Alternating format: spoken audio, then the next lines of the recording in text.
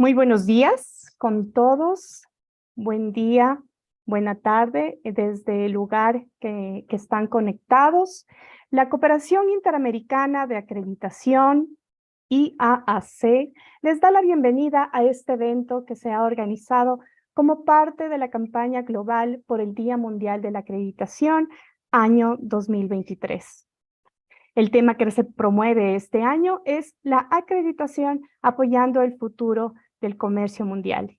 Y ha sido la oportunidad de reunir hoy a expertos con alta experiencia de distintas partes del mundo que compartirán con nosotros las últimas tendencias en acreditación, nuevos esquemas de evaluación de la conformidad, desafíos y oportunidades para desarrollo e innovación, nuevas herramientas y métodos de evaluación, entre otros, solo con un fin: fortalecer la red de acreditación a nivel regional, afianzar las relaciones con miembros de la cooperación, reguladores y partes interesadas. Queremos resaltar de manera especial la presencia de la presidenta de la Cooperación Interamericana de Acreditación, Andrea Melo, la presidenta de la Cooperación Internacional de Acreditación de Laboratorios, Etty Feller, y el presidente del Foro Internacional de Acreditación, Emanuel Riva, quienes representan a estos importantes organismos que lideran la gestión de acreditación a nivel mundial. También a quienes participarán en los paneles que se desarrollarán en el evento. Gracias por su aporte, su colaboración es valiosa, y por supuesto a nuestros invitados que estamos conectados el día de hoy y que el número estamos viendo que va en aumento. Bienvenidos todos, este evento es para ustedes. Antes de iniciar y dar las palabras de apertura, vamos a dar lectura a las instrucciones generales para que el evento se lleve de la mejor manera. Como ustedes saben, este evento será grabado y transmitido en vivo en la plataforma Zoom y tendrá registros fotográficos para efectos de promoción y divulgación en las redes sociales, página web y canal de YouTube de IAAC y de las demás organizaciones participantes que les interese difundir. Además, contamos con el servicio de traducción simultánea. Ustedes podrán visualizar en la parte inferior de sus pantallas el icono para que ustedes puedan elegir el idioma de su preferencia. También contamos con una herramienta de preguntas y respuestas. Este es un formato webinar y nosotros vamos a estar receptando a través de este módulo sus inquietudes, consultas para los panelistas y las personas que van a intervenir en este evento. Con estas consideraciones, damos paso a la apertura oficial del evento, que estará a cargo de la presidenta de la Cooperación Interamericana de Acreditación, Andrea Melo. Agradecemos nuevamente su presencia. Adelante, por favor. Muchas gracias, Verónica. Muy buenos días, muy buenas tardes a todos los que se unen a la Cooperación Interamericana de Acreditación para celebrar el Día Mundial de la Acreditación. Señora Etty Feller, señor Emanuel Riva, señores y señoras líderes de institución de infraestructura de calidad y distintos participantes. Hoy es un día de celebración, de alegría y reflexión. Desde la creación de la Cooperación Internacional de Acreditación de Laboratorios en la década de 1970 y el del Foro Internacional de Acreditación y de IAAC en la década de 90, el mundo ha experimentado transformaciones significativas en términos de tecnología y comunicación. Hoy estamos más cerca de uno del otro do que nunca antes en la historia. Estamos viviendo una oportunidad única de comunión. Los bienes, productos y servicios producidos en cualquier parte del planeta pueden llegar a nuestro hogar en un abrir y cerrar de ojos. El resultado del trabajo de científicos, pesquisadores y del sector industrial nos proporciona mejores condiciones de vida y longevidad que cualquier generación anterior. Y esto es maravilloso. Disfrutar de tantos beneficios requiere un compromiso de nuestra parte. Todos los que estamos involucrados con instituciones de infraestructura de la calidad, tales como la Cooperación Interamericana de Acreditación, el Foro Internacional de Acreditación, la Cooperación Internacional de Acreditación de Laboratorios, la Organización Internacional de Normalización, la Organización Mundial de Comercio, unido, estamos comprometidos a avanzar en nuestras áreas, persiguiendo la mejora de la calidad de los procesos y, en definitivo, brindar un servicio confiable, un servicio que mejora la vida de las personas. Los organismos de evaluación de la conformidad acreditados por miembros de IAAC y por otros foros de acreditación tienen su competencia atestada por los organismos de acreditación. Por lo tanto, los resultados de ensayos, certificaciones, inspecciones y otras actividades de evaluación de la conformidad son confiables y pueden demostrar que bienes, servicios y productos producidos en cualquier parte del planeta son seguros para usar en nuestros países, en nuestros hogares. El tema del Día Mundial de la Acreditación de este año nos lleva al futuro. Y ahora me gustaría de invitar a cada uno de ustedes a reflexionar. El futuro ya somos nosotros. ¿Ustedes están de acuerdo con eso? Vamos a ver. La sociedad nos ha elegido más que herramientas de evaluación de la conformidad. Además de testar productos y servicios recientemente probados como seres humanos. Y en un esfuerzo global superamos los desafíos en la área de la salud que nos tomaron por sorpresa de una hora por otra. En un lapso de 2 años hemos avanzado algunas décadas. Producimos vacunas, realizamos actividades técnicas de manera virtual, nunca antes imaginadas, no en esta proporción. Durante este periodo, el coeficiente intelectual y de la infraestructura de calidad se mantuvo de pie. Grande parte de eso se debe a nuestra mirada que hemos dado a nuestra actividad, a un nuevo olhar. Los temas ambientales, sociales y de gobernanza vinculados al objetivo de desarrollo sostenible se han apoderado de las agendas globales y en nuestro caso no sería diferente. La acreditación es una herramienta poderosa que nos esforzamos por entregar a la sociedad diariamente. Actualmente tenemos varios acuerdos de reconocimiento multilateral y seguimos ampliando su alcance. El futuro del comercio global parece avanzar hacia transacciones globales de manera más dinámica y nuestro rol es estar preparado para responder técnicamente a la altura y en la velocidad requerida. Acá en las Américas contamos también con un Consejo de Infraestructura de Calidad, el KICA. KICA es un consejo que comprende la Comisión Panamericana de Normas, el Sistema Interamericano de Metrología y la Cooperación Interamericana de Acreditación. Juntos, estas instituciones han empleado esfuerzos para mantener firme y de manera robusta la actividad de infraestructura de calidad en nuestra región. Estoy segura que los miembros de la Cooperación Interamericana de Acreditación estamos preparados y damos bienvenida al futuro del comercio global que ya está. Bienvenido, bienvenida al Día Mundial de la Acreditación de 2023.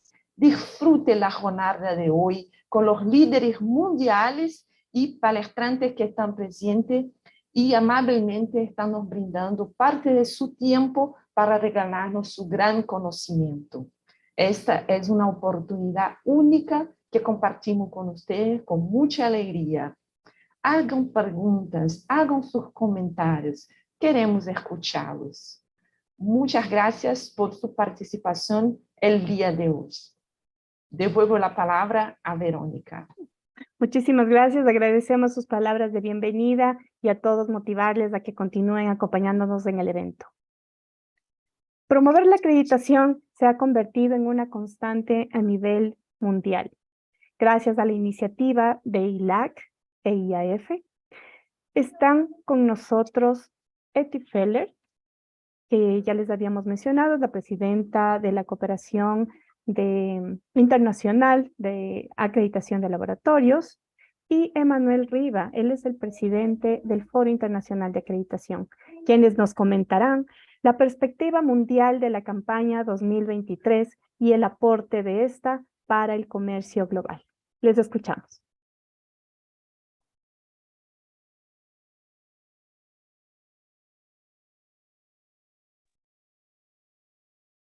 Hello, everyone. Welcome, welcome, welcome to join us in this unique celebration once a year in the World Accreditation Day 2023. Thank you very much for the kind words that Andrea and Veronica said. And as was mentioned, today we are celebrating the World Accreditation Day. And the term is Accreditation Supporting the Future of Global Trade. Yes, we are part of the future, as Andrea said, and we have to draw the attention on how accreditation and conformity assessment are adopting new development and new technology for the benefit of regulators, stakeholders, and the end customer.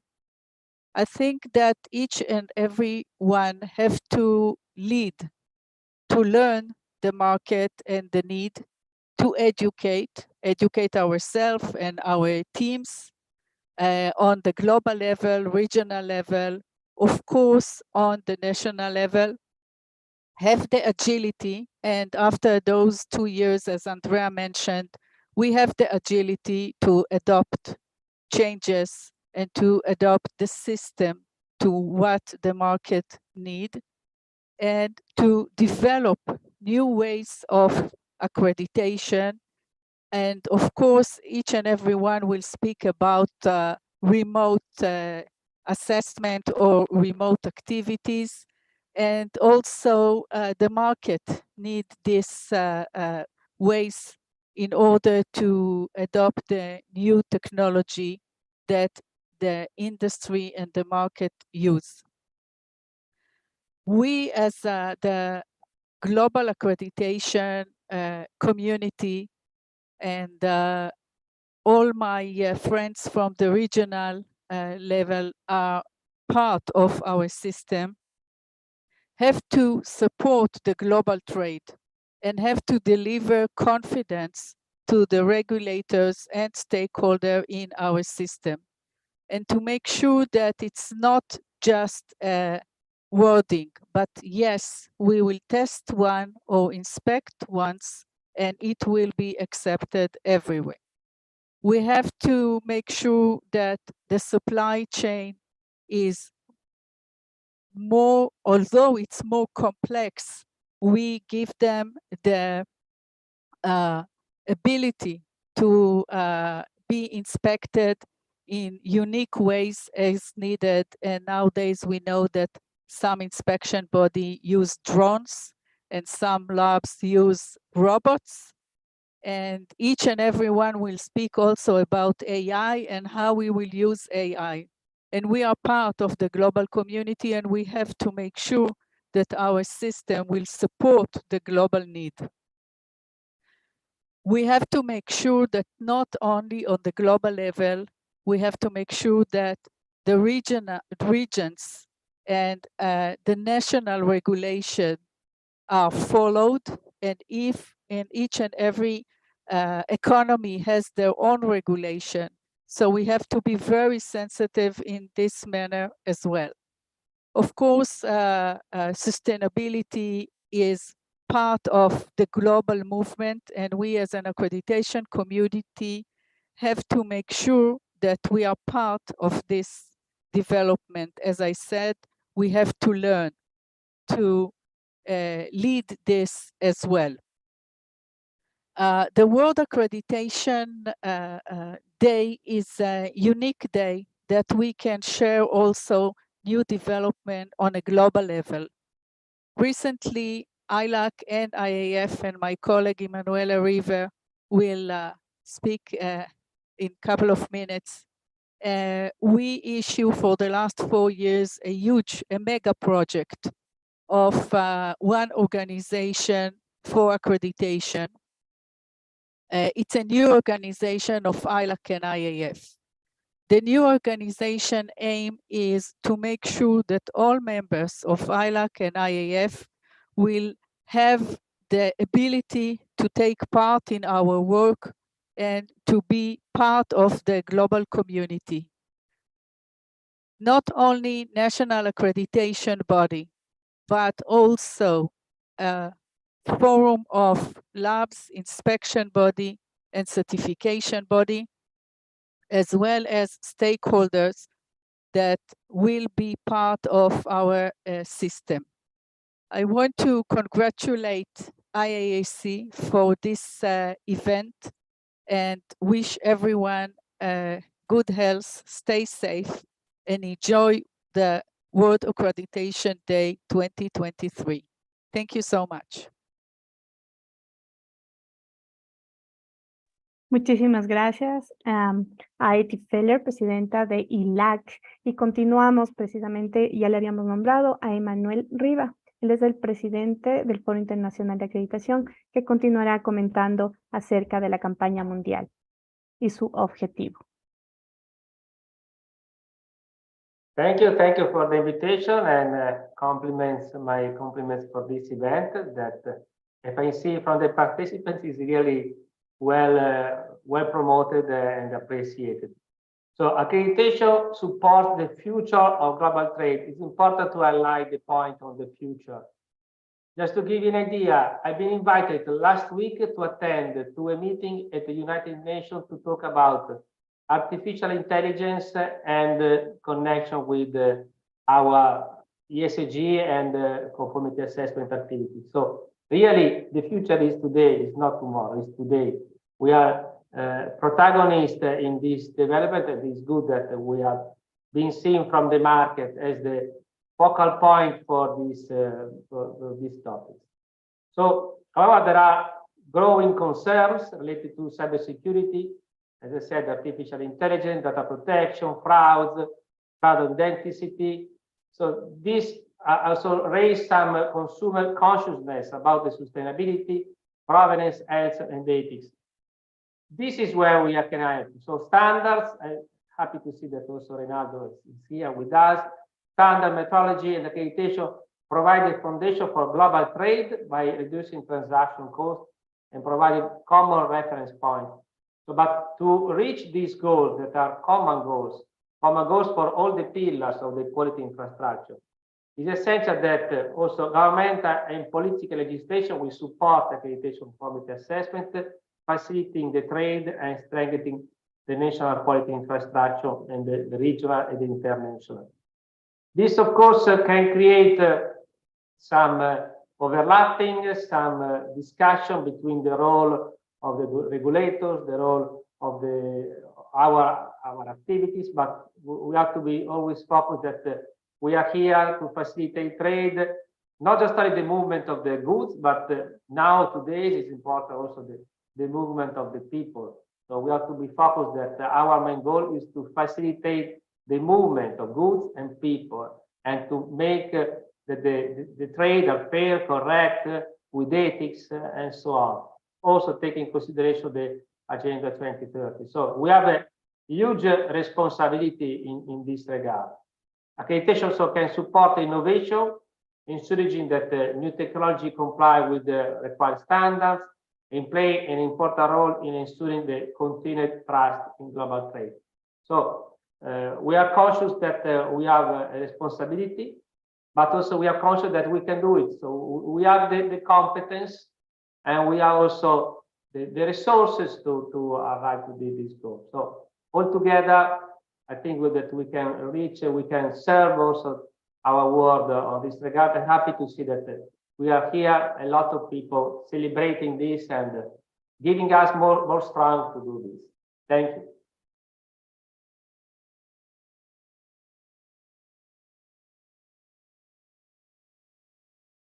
Muchísimas gracias la intervención de Manuel Riva.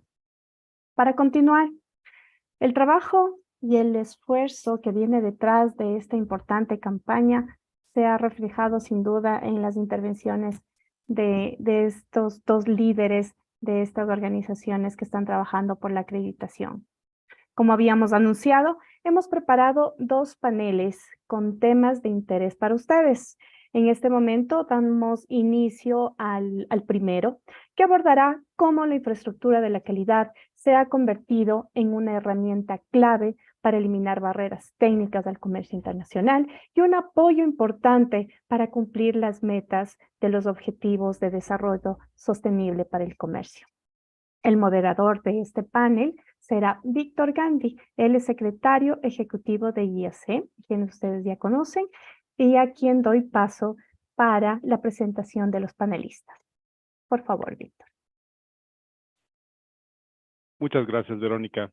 Good morning, good afternoon to all.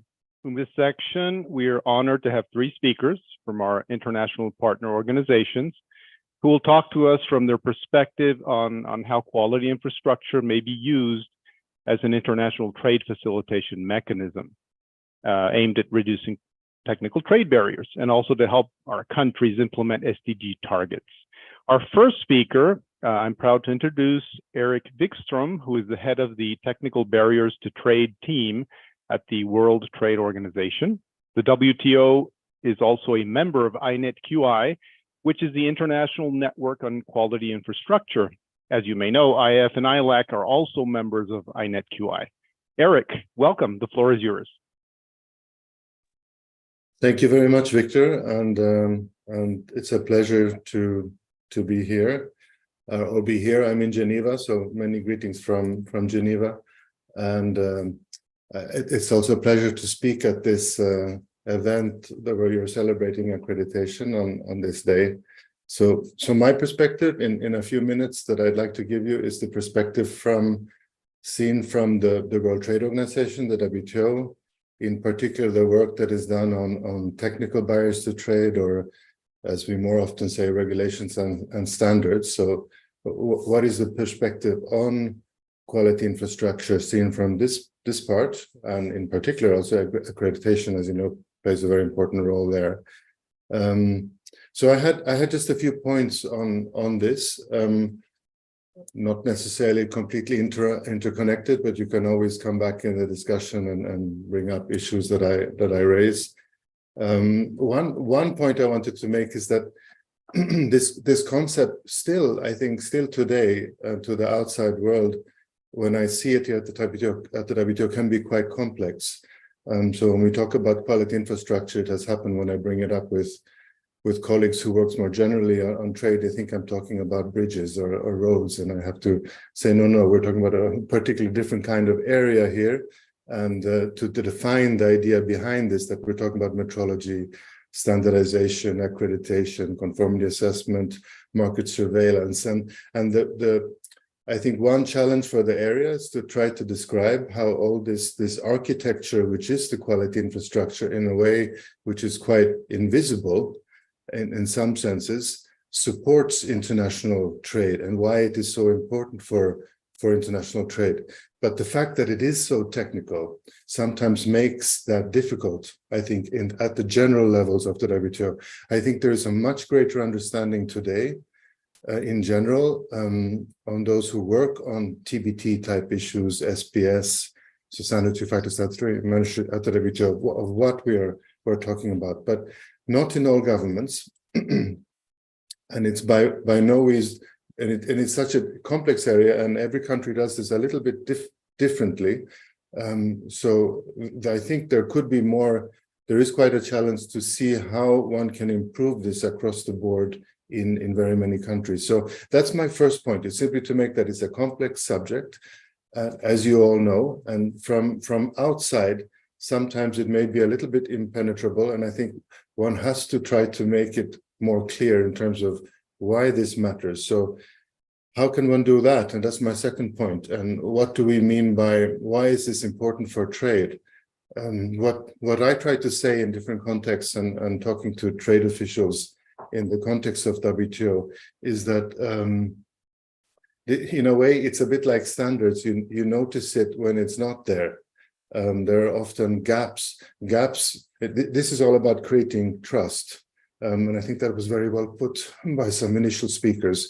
It's a way of making sure that exporters and importers are comfortable or have trust in the products that are either exported or imported.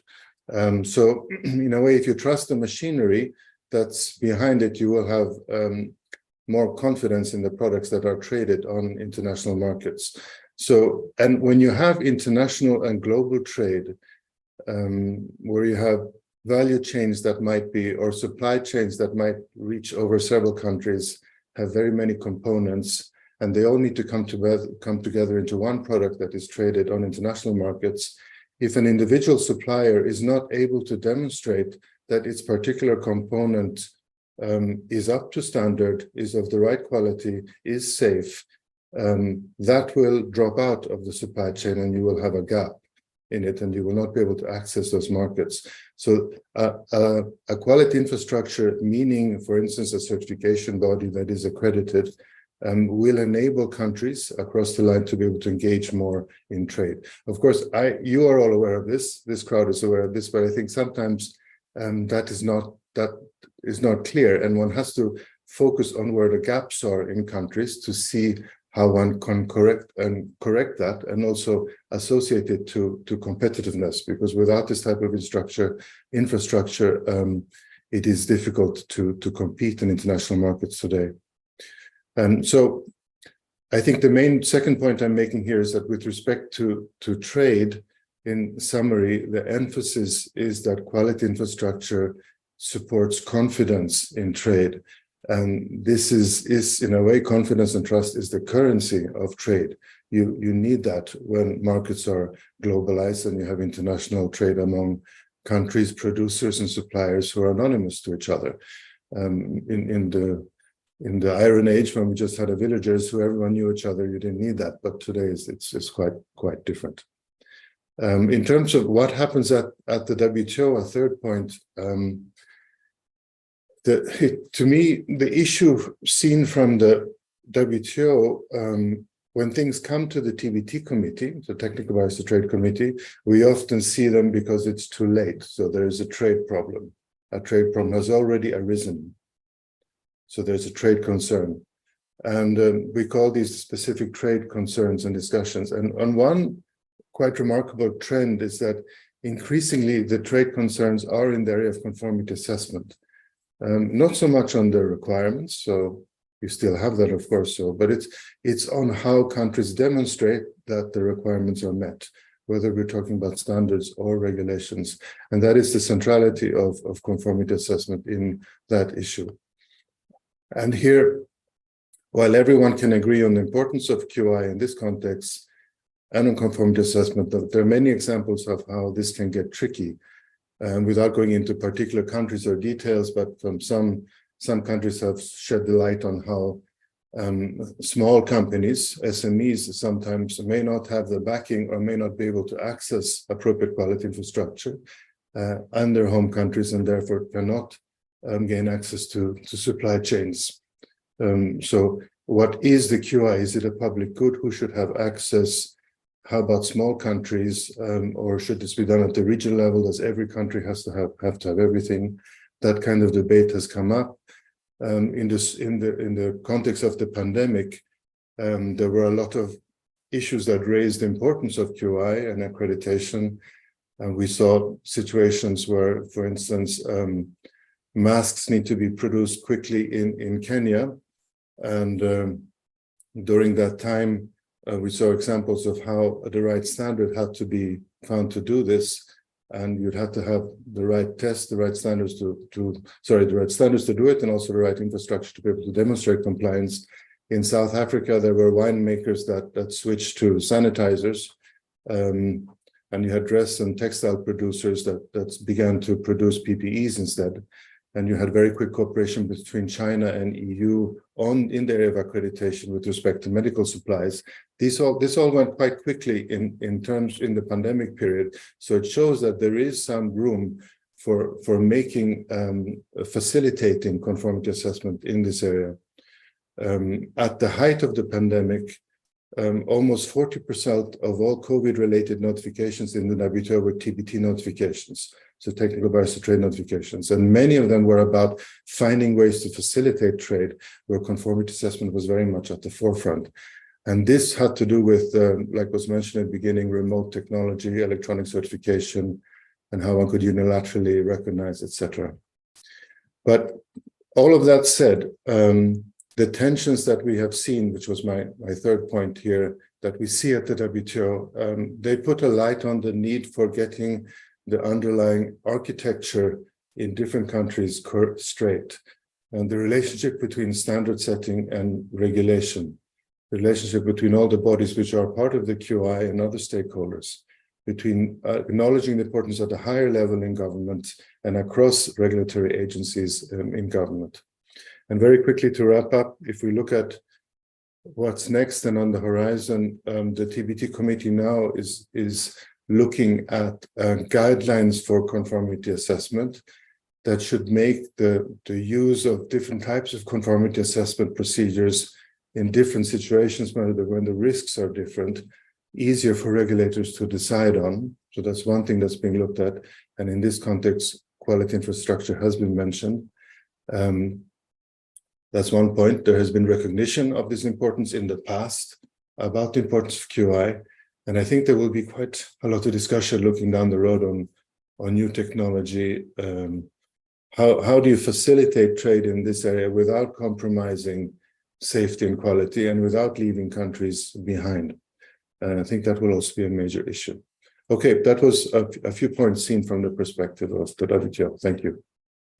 Thank you. Thank you so much, Eric. Very interesting remarks. And I just wanted to let the audience know as well that we will have a Q&A session at the end of this block in a few more minutes. And please go ahead and send them through the chat.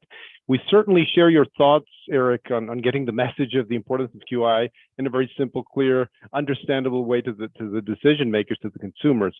So building on this thought of spreading the message, our next speaker will now talk to us and give us his message on the importance of standards. Allow me to introduce Reynaldo Figueiredo, who is currently serving as the chair of the ISO's Committee on Conformity Assessment, IAAC.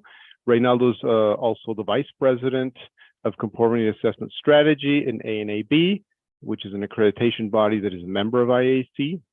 Reynaldo has been involved with IAAC since its creation. In fact, Reynaldo was the first chair of IAAC, so we consider him one of our founding fathers, so to speak. Reynaldo, the floor is yours.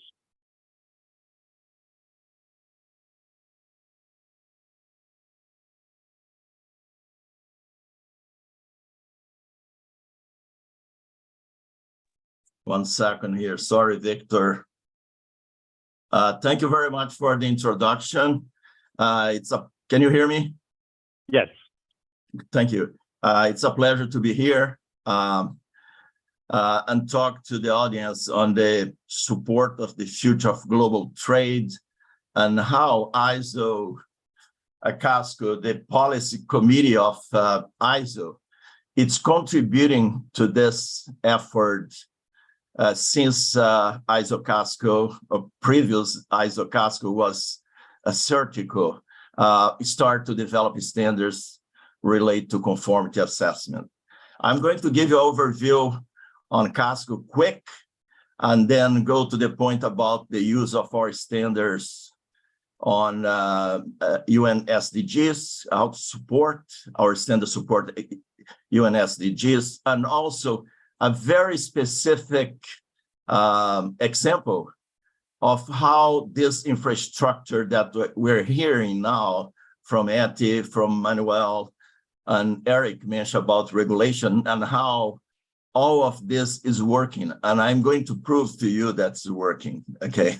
So ISO-CASCO responsibility is to develop international standards related to conformity assessment in all areas. And the importance of our standards is that they are horizontal standards, can be applicable for food safety, can be applicable for artificial intelligence, and many others. And the key is that what we call ISO-CASCO toolbox.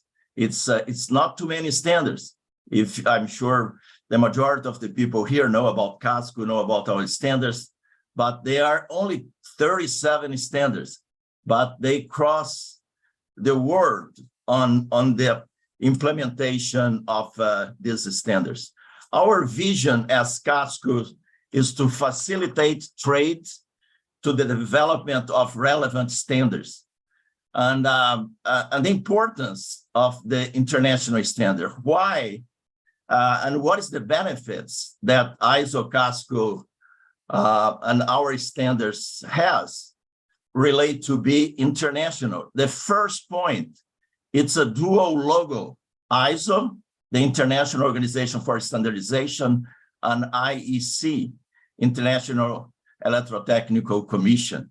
And this benefit also is gained through the participation of variety of experts all over the world that contribute to the development of our standards. And our standards, one of the goals, as I mentioned before, is contribute to more flow of goods. This is the infrastructure that we have. I'm not going to go too much in detail of the infrastructure. One point that I like to mention is the ISO-CASCO Middle Committees. Is the core stone on the development of the standards. I'm here in Bangkok, and yesterday I was sitting with the Thai National Middle Committee. So as you can see, it's the community of the ISO-CASCO National Middle Committees that make our standards relevant. It's not our working groups in Geneva or whatever the working group is developing those standards. It is the working groups, because who participate in the working groups are the representatives of our national middle committees. So how ISO is in this part to support sustainability. So we have in ISO what we call ISO 2030 strategy. And one of our programs is very specific related to sustainability. And ISO is putting a lot of effort on climate. We also have our, it's called London Declaration. And we develop, as ISO, we develop a document that you're going to see the title and how you can obtain this document is to develop methodology in terms of net zero. So in those efforts, we're tackling climate change, some specific sectors that create more pollution, and you can see the UN SDGs that are relate to climate and also relate to diversity and inclusion. So in the London Declaration, the three pillars is first is to develop standards that is going to support to reduce the problems that we have today in terms of pollution and problems in terms of climate change. I'm sure if I was in DC area, because I live there, I would see the consequence of some disaster that happened up north in the US. The other point is about the strategic partnerships. We need to do these partnerships with WTO, with UNIDO, with ICO, UN, and the environmental programs. So ISO also and ISO Casco is in this effort to do these activities. And we need also to put our words out there for the companies, for the small, medium companies to understand and also to be able to participate in this effort and implement our standards. Here you have a series of three main challenges that we have, and ISO is tackling this challenge to development of standards to support it's called National Standardization Bodies and SBs that need support. And we have a specific committee that's called DEVCO that support developing countries. So regarding the net zero, we have a guidelines, and this guideline was produced in record time, was 1 year, was less than a year that ISO, with the effort of the volunteers that participate in the development of this document. And also, this is more specific in Casco. We have a committee in Casco that developed this brochure about circular economy, our strategic alliance and regulatory group. And you can find, if you Google just the title, you're going to go in our homepage. And this is the focus on this document is how conformity assessment can be applicable to circular economy. So here is some examples of the standards that we have in the toolbox, and you can see in the side the related SDGs that our standards are actually being implemented everywhere in the world today. So here also is some examples that I mentioned about some programs, some voluntary programs. This is also important because not all conformity assessments are regulated. There are many conformity assessment programs that they are voluntary. Like there is a global index on eco-labeling program, example, Green Seal in the US, Environmental Seal in Colombia, ABNT in Brazil, eco-labeling in Canada, Uruguay, Trinidad and Tobago, and many other countries. That index, if you go to that index, they're all using standards that were developed by Casco, were developed by our working groups with the support of the national mirror committees. And I put some examples there as well. So moving to trade now, and in a few seconds, I'm going to give you the example how it's working, conformity assessment. I mean, our standards, one of the objectives is to facilitate trade and market access. Because if I'm a manufacturer in Thailand, or if I export fruits from Thailand to the US, what I want that my product can go and not be retested, but my product needs to comply with specific standards. So, and our standards in Casco facilitate that link between the standard, the specification, the test, the inspection, the audit. And there is a need to have an optimization of the infrastructure, like all the regional corporations. For accreditation bodies, the international forums and international cooperation on this area use our standards. So just to adding here, our Casco toolbox support the multilateral recognition agreements. They are reference standards in the the legal framework. I mean, there are many examples on how our standards are used in the legal framework. So this is the example that I'm going to give it to you. I like to give this example because it's a real world. Why my cell phone? I'm here in Bangkok and my cell phone, I can call everywhere. If the response is, there is a multilateral recognition agreement, it's called MRA. It's APAC, Asia Pacific Economic Cooperation, TEL MRA, phase 1 and phase 2. Phase 1 is just testing. Phase 2 is certification. So in this MRA, those signatories that they have manufacturers that produce telecommunication equipments, they go without testing in the customs.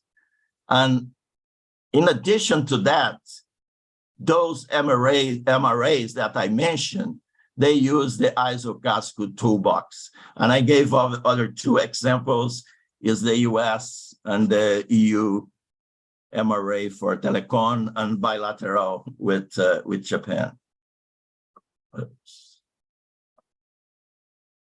Oops, sorry, let me. The last one was about, oh gosh, I don't know what's happened here. It's coming, yeah. This is about IAAC. This is just one example for you to see. IAAC, the International Electrotechnical Commission, they have some certification schemes related to product. And you can see some numbers there. They have 12 schemes. They have a number of service and number of certificates that that are issued by those CABs, those conformity assessment bodies that are under this program that are developed and managed by IAAC. As you can see, how that impact the global trade, 15% impact in the areas that they are linked with. It's more than $3 trillion annual US dollars that are in this topic. So just to conclude here, our standards our process are based in transparency, openness, collaboration, and the most important is neutrality, because our standards can be used by all types of conformity assessment. If I'm a tiny farmer that I produce organic products and I want to self-declare that my small farm is in accordance with the standards, we have the solution to that need for that small company. So thank you very much, Victor, again, for inviting Casco to participate in this event. Thank you. Thank you, Reynaldo. Thank you so much for your presentation. Very interesting. I also I'm always reminded that we have the availability of using the ISO Casco toolbox, which is some very useful information. It's directly related to our work in accreditation, conformity assessment. So all this, I think, is very interesting to have firsthand, to learn it firsthand from you, learn all the topics that ISO Casco is handling and is involved with, particularly to promote international trade. And now moving on to our next speaker, we have David Tomlinson, who is the Associate Technical Expert in the Directorate of Technical Cooperation and Sustainable Industry Development at the UNIDO, which is the United Nations Industrial Development Organization. IAAC has enjoyed a strong relationship with UNIDO over the years, and so we look forward to continuing this cooperation, and we invite David to provide his presentation. David, the floor is yours. Thank you very much. First of all, let me say on behalf of my chief, Mr. Stefan Kaiser, we really appreciate the opportunity to be here to support the IAAC and also in general to do our part to support the development of quality infrastructure globally. Also, as a metrologist myself and a Caribbean national, it's nice to even virtually be back in the region where I'm from. So supporting the Americas, thank you very much on a personal level for that too. I think looking on the panel and the distinguished guests that you have here, I thought to take a look more on the human aspect of what we do, because quite often, I'm sure that the other presenters will be very technical and offer some really interesting insights into more of the technical development of what's happening. But I wanted to take some time to just look on how QI impacts trade, yes, but impacts us as humans, because everything we do has an impact, right? Even though the SDGs have these 5 pillars, really all it is about is us in terms of how we use the planet, how we develop as a society, how we link together, and the peace that we really want globally. So in the first side of things, looking on impact on trade, economists will tell us that international trade happens when excess supply in one country, country A, meets excess demand, right? And if you're like me, who's from the Caribbean and lives in Vienna, sometimes that means zero supply meets your demand, right? So wanting something as simple as a mango in Europe can be a challenge, right? And within that demand, this very theoretical, mathematical, economic concept is a desire to have something satisfied. You have a desire, you want it satisfied. And I think the father of modern marketing, Philip Kotler, found a really good way to define satisfaction, saying a person's feeling of pleasure or disappointment, which results from comparing a product's perceived performance against its expectations, right? So it's when the outcome, the first bite into that mango, meets your expectation that you're satisfied. If that doesn't happen, then really you will end up being dissatisfied, right? And it seems like a very simple equation, but that's really what we're all aiming for. When it comes to products or services, we want satisfaction, right? And for me, I think quality infrastructure is in the business of systematically and scientifically providing human satisfaction. That is what we do. So when we start from one of the more common areas that the general public know of, you can ask about standards and persons will be able to say, yeah, that hasn't met the standard or it does meet the standard. And that is the basic level. We try to define what these expectations are in a systematic way, right? In some logical way to say, this is my minimum expectation for a mobile phone, for example, in the case of our previous presenter, or a mango, or something else that we want. Then how do we measure that?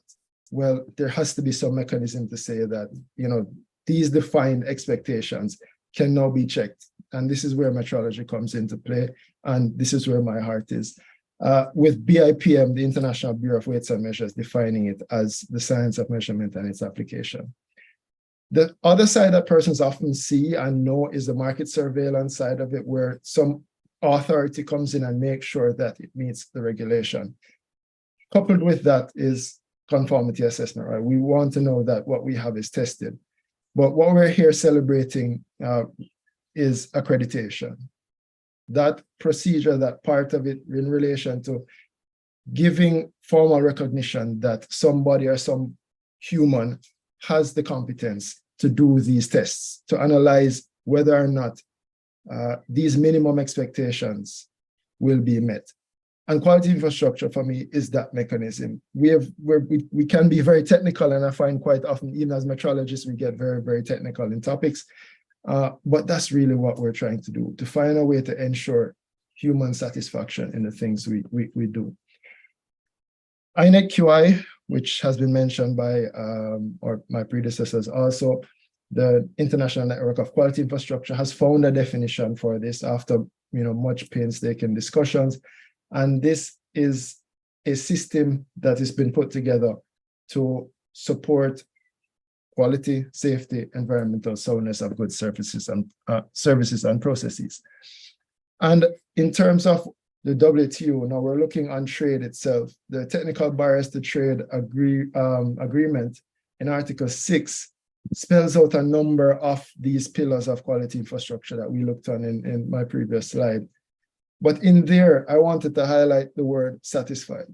right? It's about bringing human satisfaction through all of these technical things that we've put together and called quality infrastructure. So the conformity assessment procedures that are in place to check the standards development that documents the expectations, the metrology, which is not specifically spelled out here. And I'm as a metrologist, again, I'm not the happiest person seeing that we're not listed there, but it's implied, right?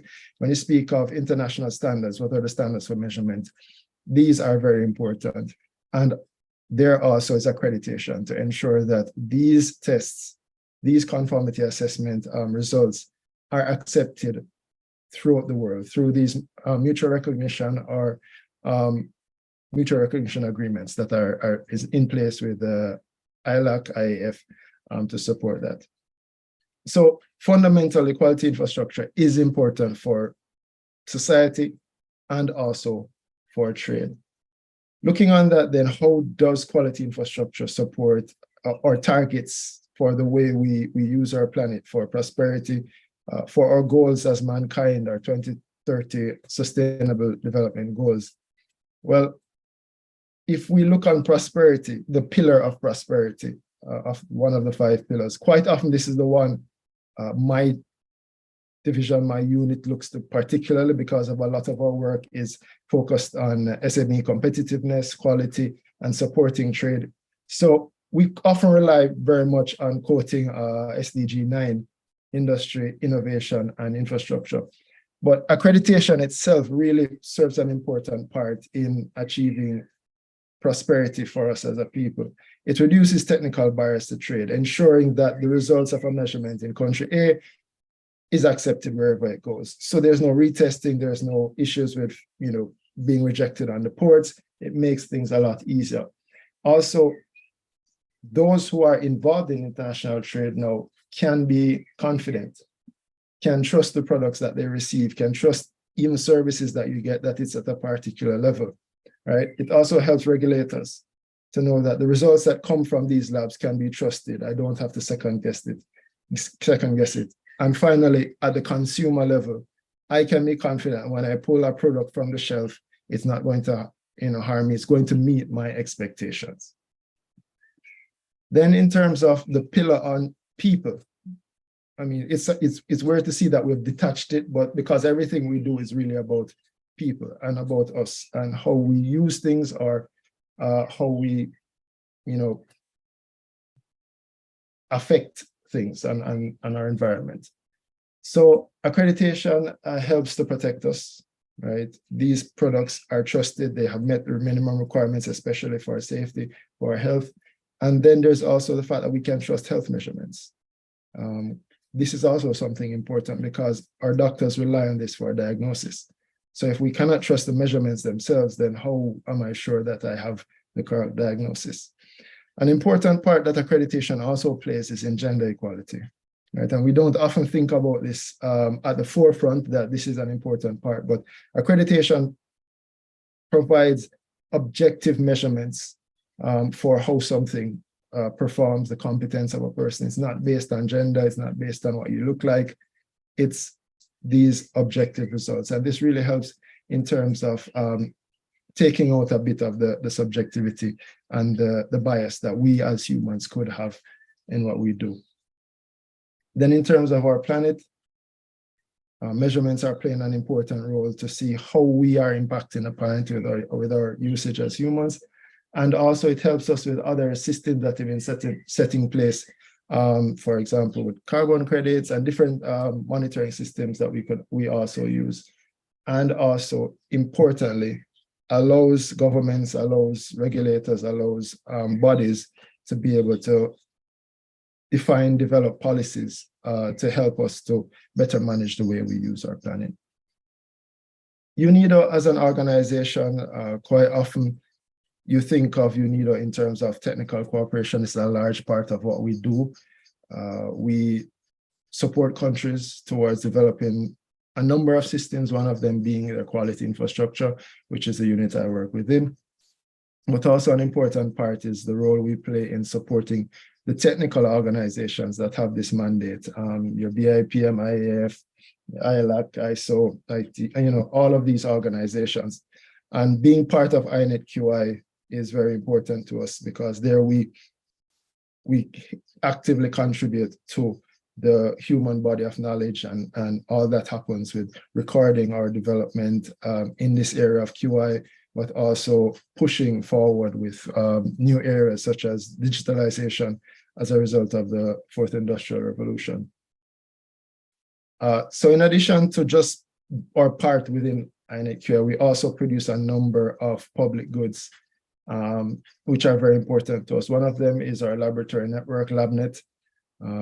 This is available on our website, on our Knowledge Hub. If you want to just scan right there, it will take you directly to our Knowledge Hub. What we're trying to do is create a database of CABs so that persons have international access to it. I know that a number of lab associations, for example, have their own databases for labs within their region. And this is currently supported by SECO, Swiss, and also Finland. And at present, we have 1,246 providers listed there. We are making a renewed push now after doing some work on languages to increase this number, right? To support also other lab associations or other groupings internationally to be able to promote their laboratories, to give also easy access to persons looking for testing services. It could be that someone in a country does not have a particular service, CAB service that they need, then they could use LabNet to be able to find out where is a suitable provider for them. This is also being worked on as we speak, so we're trying to improve it. So anyone interested, please reach out to us. We'd love to have you on our network to help to spread the message of QI. The other tool that we have recently developed is our Quality Infrastructure for Sustainability Development Index. This tries to assess a country's QI in relation to SDGs. This we have a number of publications on. The current results were developed with our partners from IAAC QI, taking surveys, taking publicly available data, but we want to improve on it. For us, it's important because it gives us a baseline for technical cooperation projects. So we can say that this is where we started, and then with support, they move to another greater point on the index. But it also means that since it's our platform, we're going to have to constantly update the data as countries progress. So that's something we're also actively working on now, to update the data and to improve the index based on our learning from just developing it. So the index, you can look by QI category. So in the top right, you see accreditation.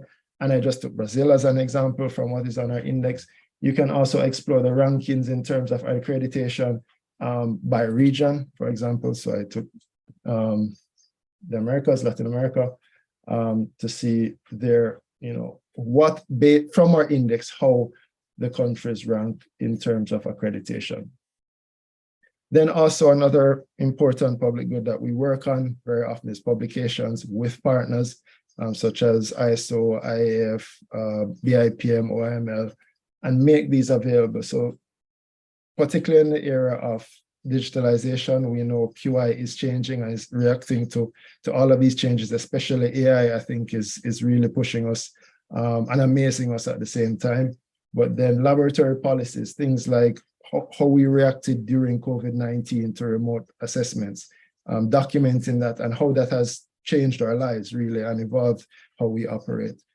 So these are also an important part of what NUNIDA does. So without further, continuing too long, just like the same conclusion that quality infrastructure is important for our lives, right? It's important for our planet, it's important for our well-being as humans, and it's also important for our economic growth and our prosperity. And this is in line with UNIDA's 3 priorities. We had a new DG come in Director General come in 2021, and having the priority focus on the human aspect of it, right? Or how we affect people, how we affect climate and limiting climate change, ending hunger, and then supporting our supply chains. So these 3 critical P's that we look on, hopefully thereby impacting peace and partnership. But I'd like to thank you all very much for the time.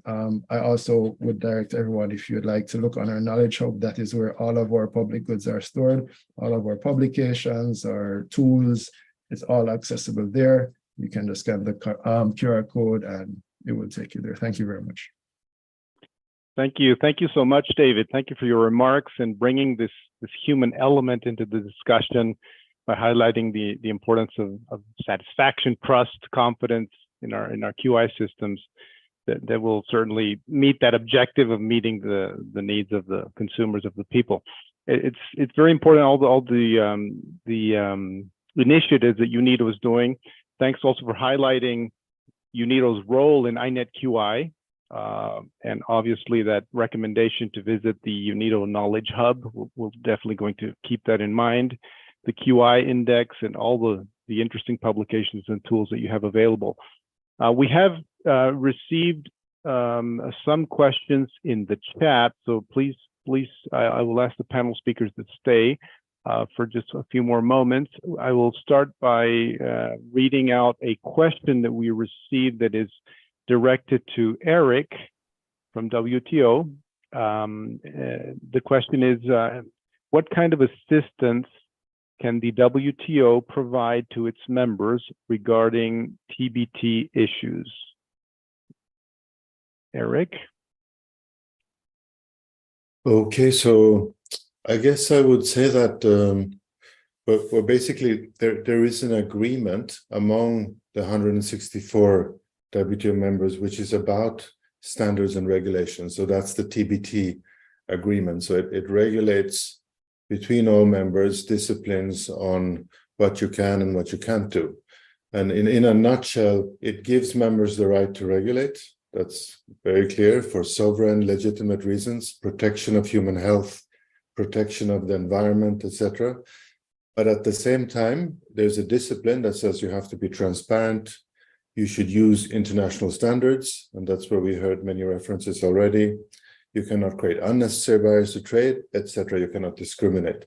So that's in a nutshell, the framework that you have in terms of the rules. And what the WTO gives is also a forum through the TBT committee, where any issue relating to these rules and that affect international trade in any goods, agricultural or industrial, can be raised for discussion. And what you have seen over the years is an increasing number of engagement, particularly from developing countries, particularly from Africa, in the committee in terms of what can be done. So what the trade concerns that are raised, and I gave a few examples in my remarks before. Excellent. Thank you so much, Eric. Let me check to see that we have another question here. This question is directed to David. David of UNIDO. The question is, what kind of support is UNIDO providing to develop the quality infrastructure in the Latin America and Caribbean countries? Thank you very much for that question. So I can definitely answer the Caribbean side of it. I actually just moved to a new project that we have supporting the Caribbean region, specifically through the CARICOM Regional Organization for Standards and Quality. So we're looking on the quality and regulatory framework there. So supporting CrossQ in a number of the regional policies and regional things that it wants to do, particularly on things like the standard strategies, the revision of the quality policy, but also to support select value chains. And we're in discussions right now leaning towards cocoa and coconut value chains. That is something that we were doing, and helping CABs towards accreditation within these value chains. Working as a subcomponent of a larger business-friendly program that is funded by the European Union, brought to us by the Organization of African, Caribbean, and Pacific States. So this project is actually trying to link Africa, the Caribbean, and the Pacific together to also share experiences and to cooperate a bit more, because there are similarities but huge differences also between the regions. Within Latin America, I've not yet had the pleasure within the time I've been at UNIDO to work with Latin America, but I know that I do have a number of colleagues working with the GQSP program that is funded by SECO. So looking, and I know there was work in automotive value chains and a number of other value chains. So our approach usually is strengthening the quality infrastructure and looking at the policy framework, the standards development methodology, supporting accreditation bodies, at the same time looking at the entire value chains, because it makes no sense. Well, it can happen, but it's more effective if we develop the system, but also help the SMEs and the businesses to access those services and to be demand oriented. So it's developing the QI plus at the same time helping the value chains to be able to do that. We use donor funding mostly. So I just wanted to clarify also that we don't quite often come in with our own in-house funds, but we come in with the expertise. So once there is a donor or a development partner interested in working in a particular country or region, then we bring our expertise to the table. We bring our ability to design these projects to the table and then help the country towards development. We're also looking on right now through this project on investments in QI, which I think is important, and a discussion we need to have in a number of developing countries. How do we have these PPPs, public-private partnerships? Because sustainability is also a concern. So that's something we're also actively working on. But thank you very much for the question. Great. Thank you, David. I think our colleagues from the Caribbean will be very excited to hear about this ongoing work. We have another question. This question is directed to Reynaldo Figueiredo. And the question is, when accreditation standards are being revised, how can accreditation bodies provide input to CASCO, to ISO CASCO? Yeah, thank you, Victor, on this question. The channel to participate in CASCO, as I mentioned, is the National Mirror Committee. You need to see in your country the national standardization body, and many of them in Latin America and in the Americas, they have what we call ISO CASCO National Mirror Committee. You need to approach them and request them.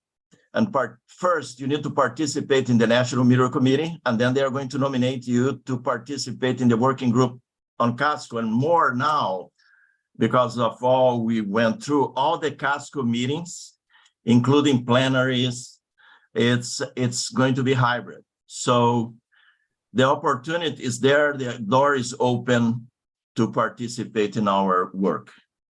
Thank you, Victor. Thank you so much, Reynaldo. Thank you, Eric, David, Reynaldo, for your participation in this panel. We will be asking you later on if we can share your information with the audience. Again, thank you so much for your participation, and we will continue with the program.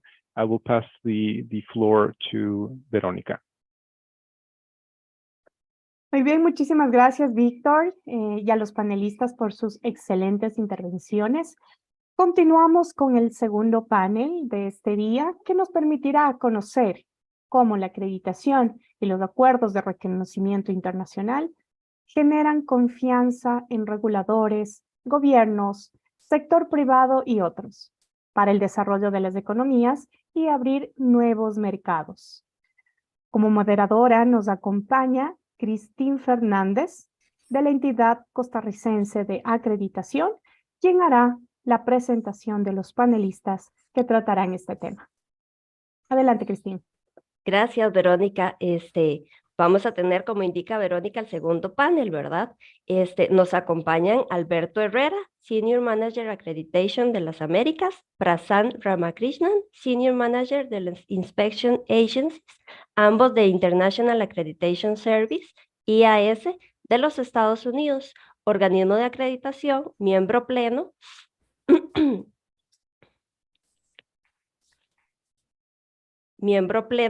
de IAAC.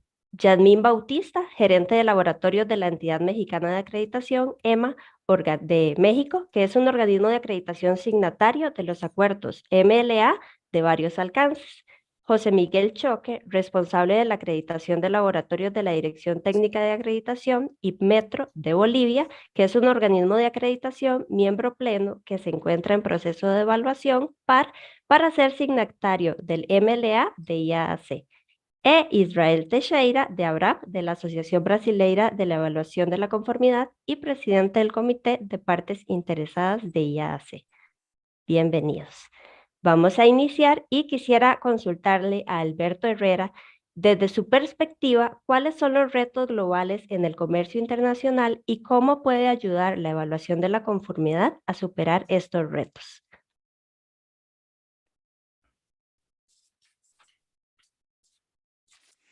Actually, that question will be responded by Prasant,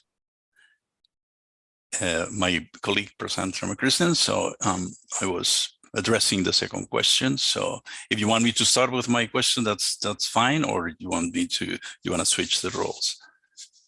Please let me know. Sí, claro. Entonces vamos con la segunda. Sería, la acreditación se basa en la confianza. ¿Nos puedes comentar cuáles son los factores que aseguran que una acreditación por parte de un organismo de acreditación reconocido por IAAC ofrece confianza a los reguladores, gobiernos y al sector privado para desarrollar las economías y abrir nuevos mercados? Thank you. First of all, thank you very much for the opportunity to, to share our perspectives, our views, and try to answer, to address these questions. Let me, start sharing something with you. My experience with the regulator sectors and in different parts of the world. I spent, a good 20 years of working with regulators, government agencies, private sector, promoting and assisting governments to develop building regulatory systems, namely, building codes and what that is encompass, that ecosystem that needs to is be in place, to have a good, sound building regulatory system. I had the opportunity to experience, through this way at a close range, the challenges to bring a fair and well-balanced regulatory system. And in this regard, one of the main components of this system is the role of the conformity assessment bodies, which, accreditation bodies and, recognized by IAAC form, an important play and an important part. In a robust, in a well-balanced regulatory system, the regulator welcomes, the SCAB's participation on the processes of checks and balances that are required to achieve the good performance of this ecosystem, so to speak. Now, to address, specifically the question, what are the factors that ensure the accreditation, by an IAAC recognized AB and, how it's trusted by, these elements in all these parts that form, the regulatory agencies, government agencies, and private sector, in how they contribute to the development, the creation of the new markets. I believe that those are, the factors are at the core of our, accreditation process. The technical and standards, the quality management systems developed, as explained on the panels before, and implemented by, organizations in if not police, but in agreement with this, with IAAC, and we see that the IAAC participants and signatory ABs are not exempted from those checks and balances. We all participate, and will participants on this ecosystem. We're in the same vessel, so to speak, that needs to be well balanced and provide confidence. As Eric pointed out, the confidence, the fairness, and the integrity, which are essential parts of the accreditation process. Another important factor is, impartiality. which, when it's exerted, results on fairness of the results, a fairly certified product, a fairly process, a fair process, and a trusted lab test report, etc. We could affirm also that the entire accreditation process is what provides this trust and confidence, but specific factors that need to be recognized also, like traceability of the measurements employed in testing and calibration, also proficiency test results, to reassure the validity of the laboratory's performance. This fair practice also apply to the ABs, this checks and balances, by periodic peer reviews of the scope, that the scopes are, recognized by IAAC. And perhaps, this peer review is the best guarantee that IAAC members can offer, to regulators. Technical barriers, as mentioned before, are brought down, when robust regulatory systems are in place. This, of course, bring development to economies and consequently, open new markets, for everyone's benefit. So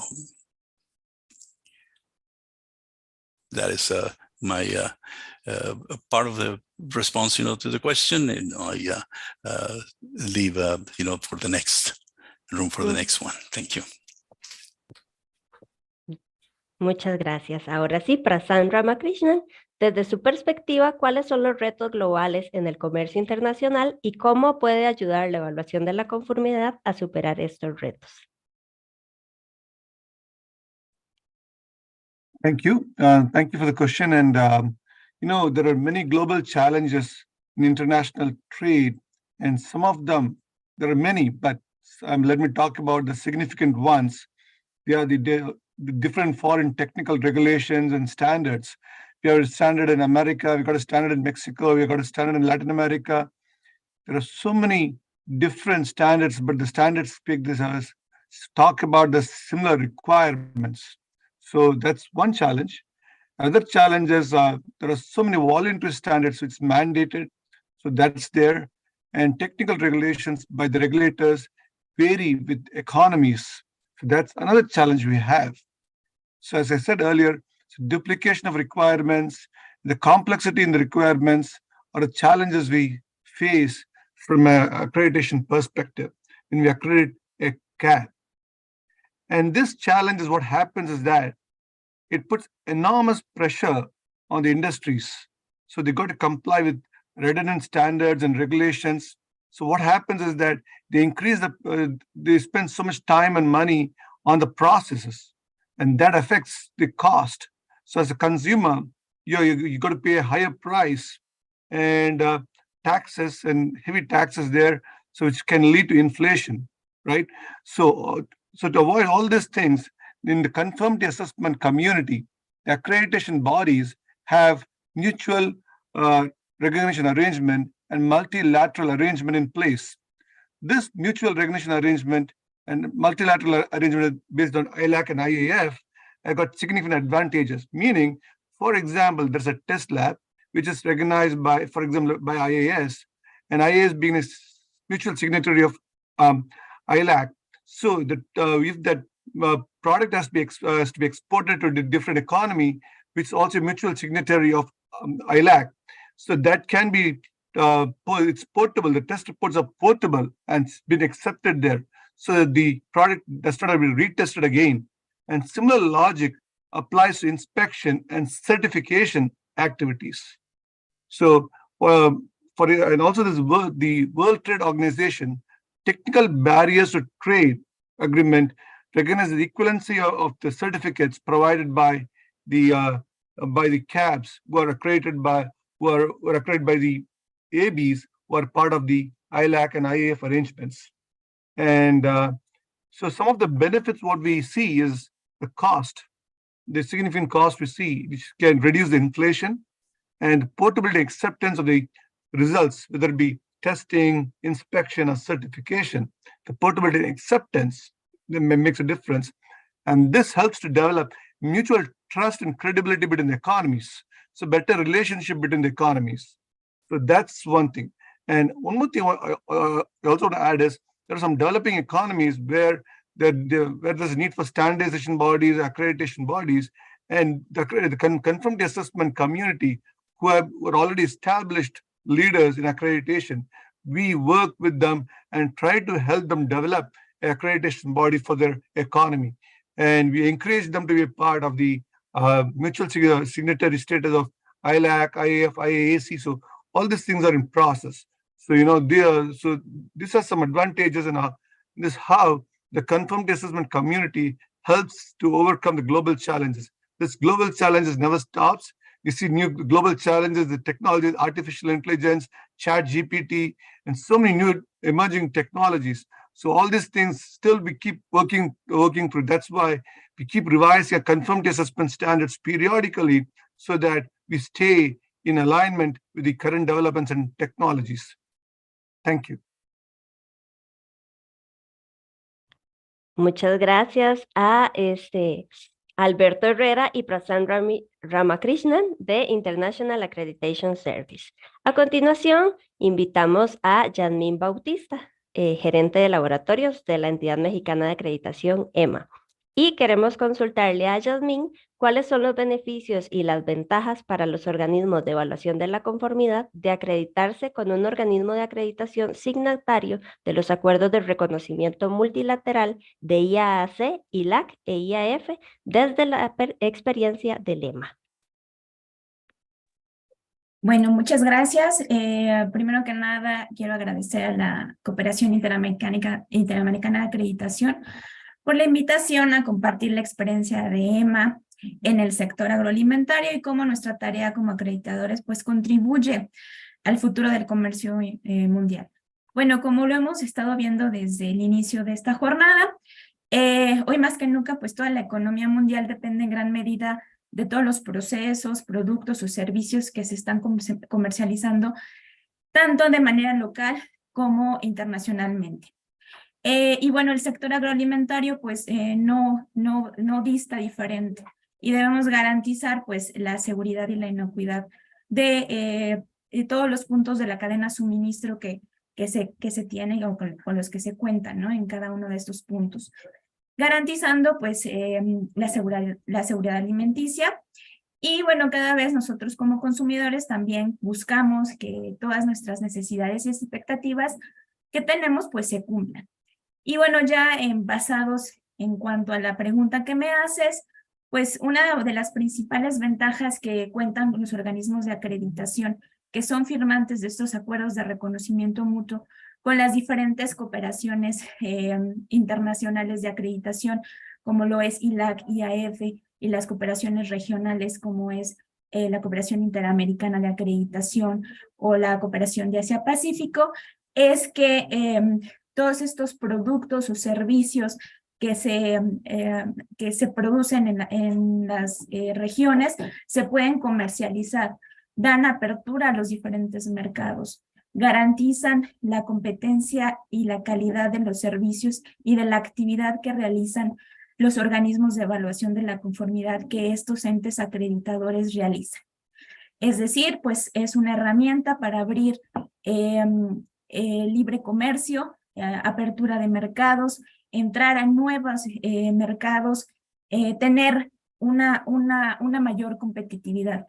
En el caso específico de EMA, pues somos una acreditadora, una casa acreditadora con más de 24 años de experiencia en el mercado.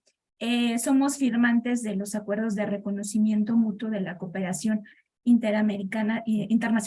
cooperación internacional de acreditación de laboratorios ILAC y del Foro Internacional de Acreditación.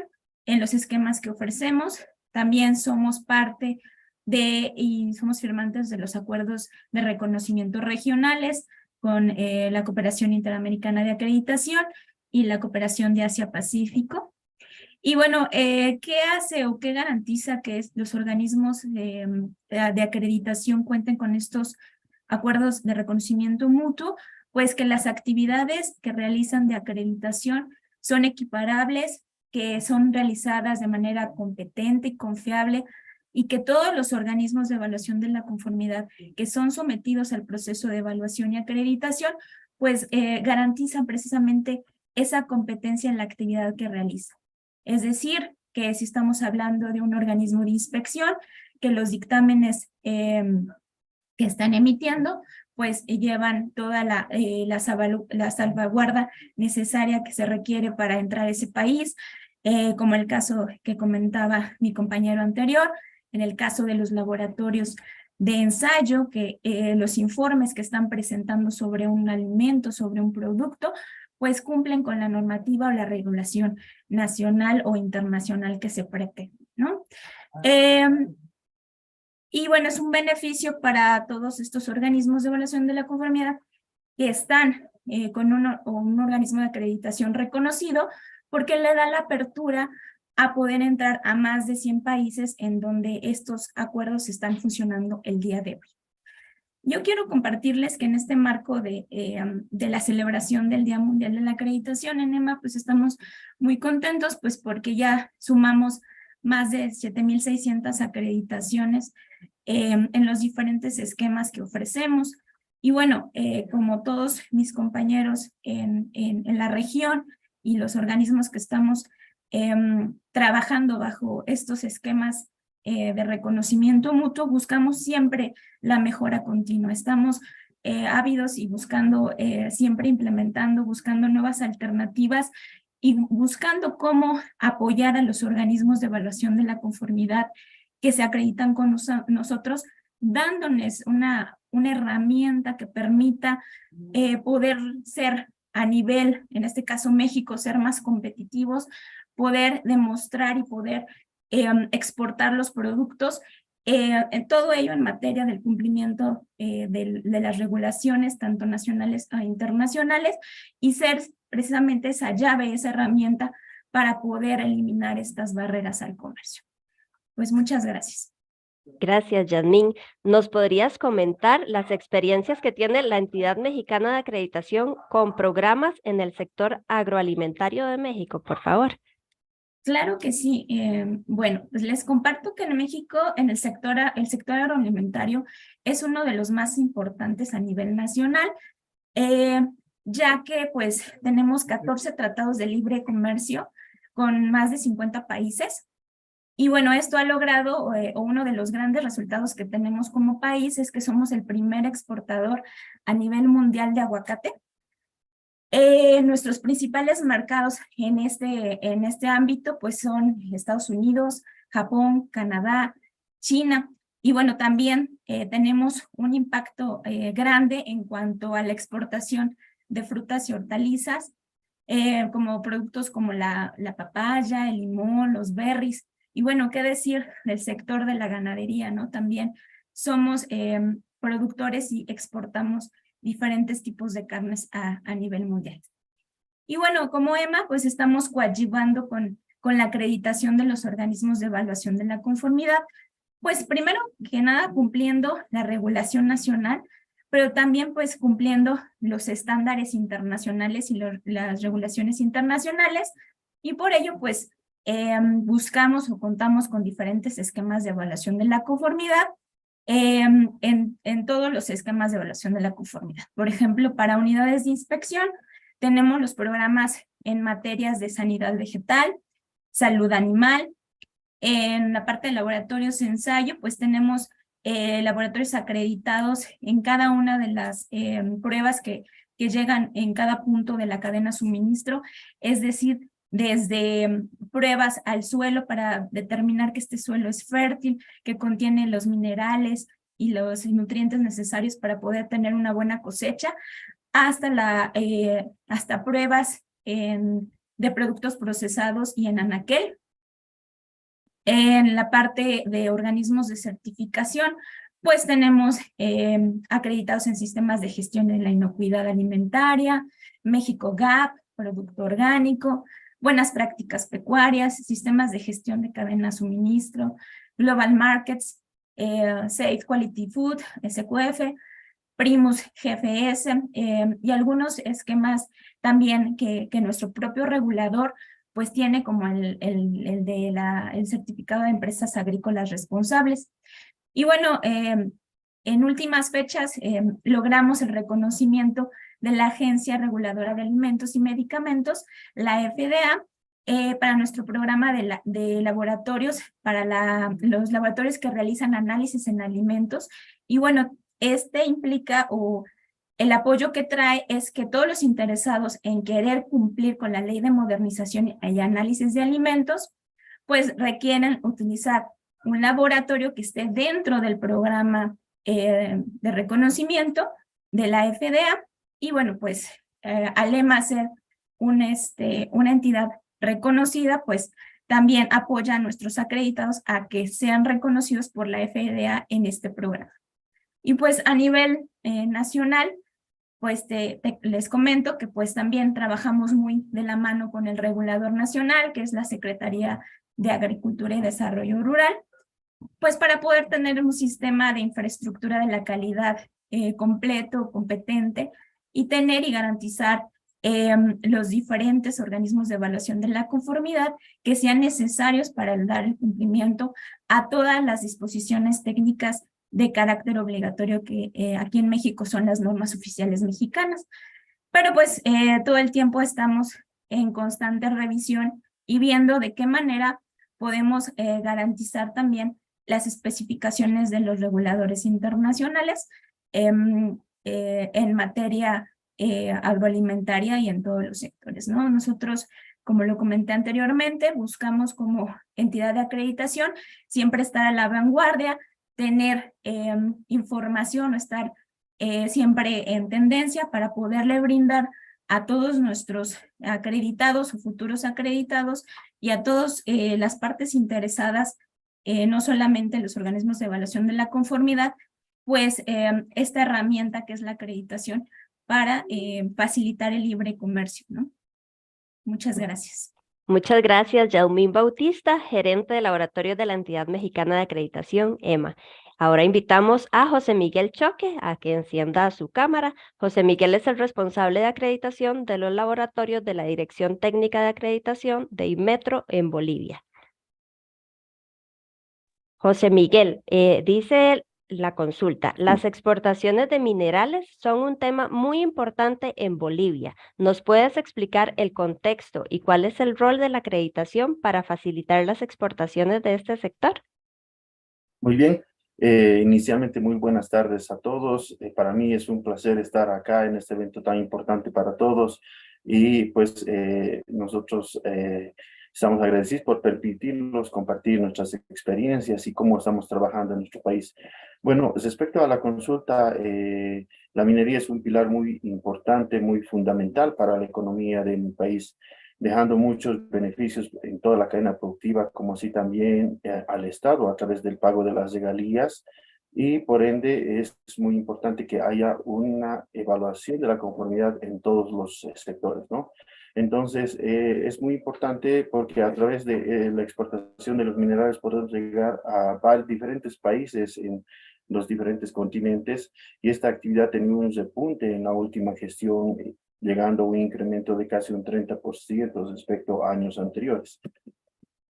La cadena productiva de estos minerales concentrados involucra diferentes actividades de evaluación de la conformidad, como ser ensayos que permiten determinar la calidad de los productos y que además apoyan tanto en la comercialización interna como también en la comercialización externa en la exportación de los minerales.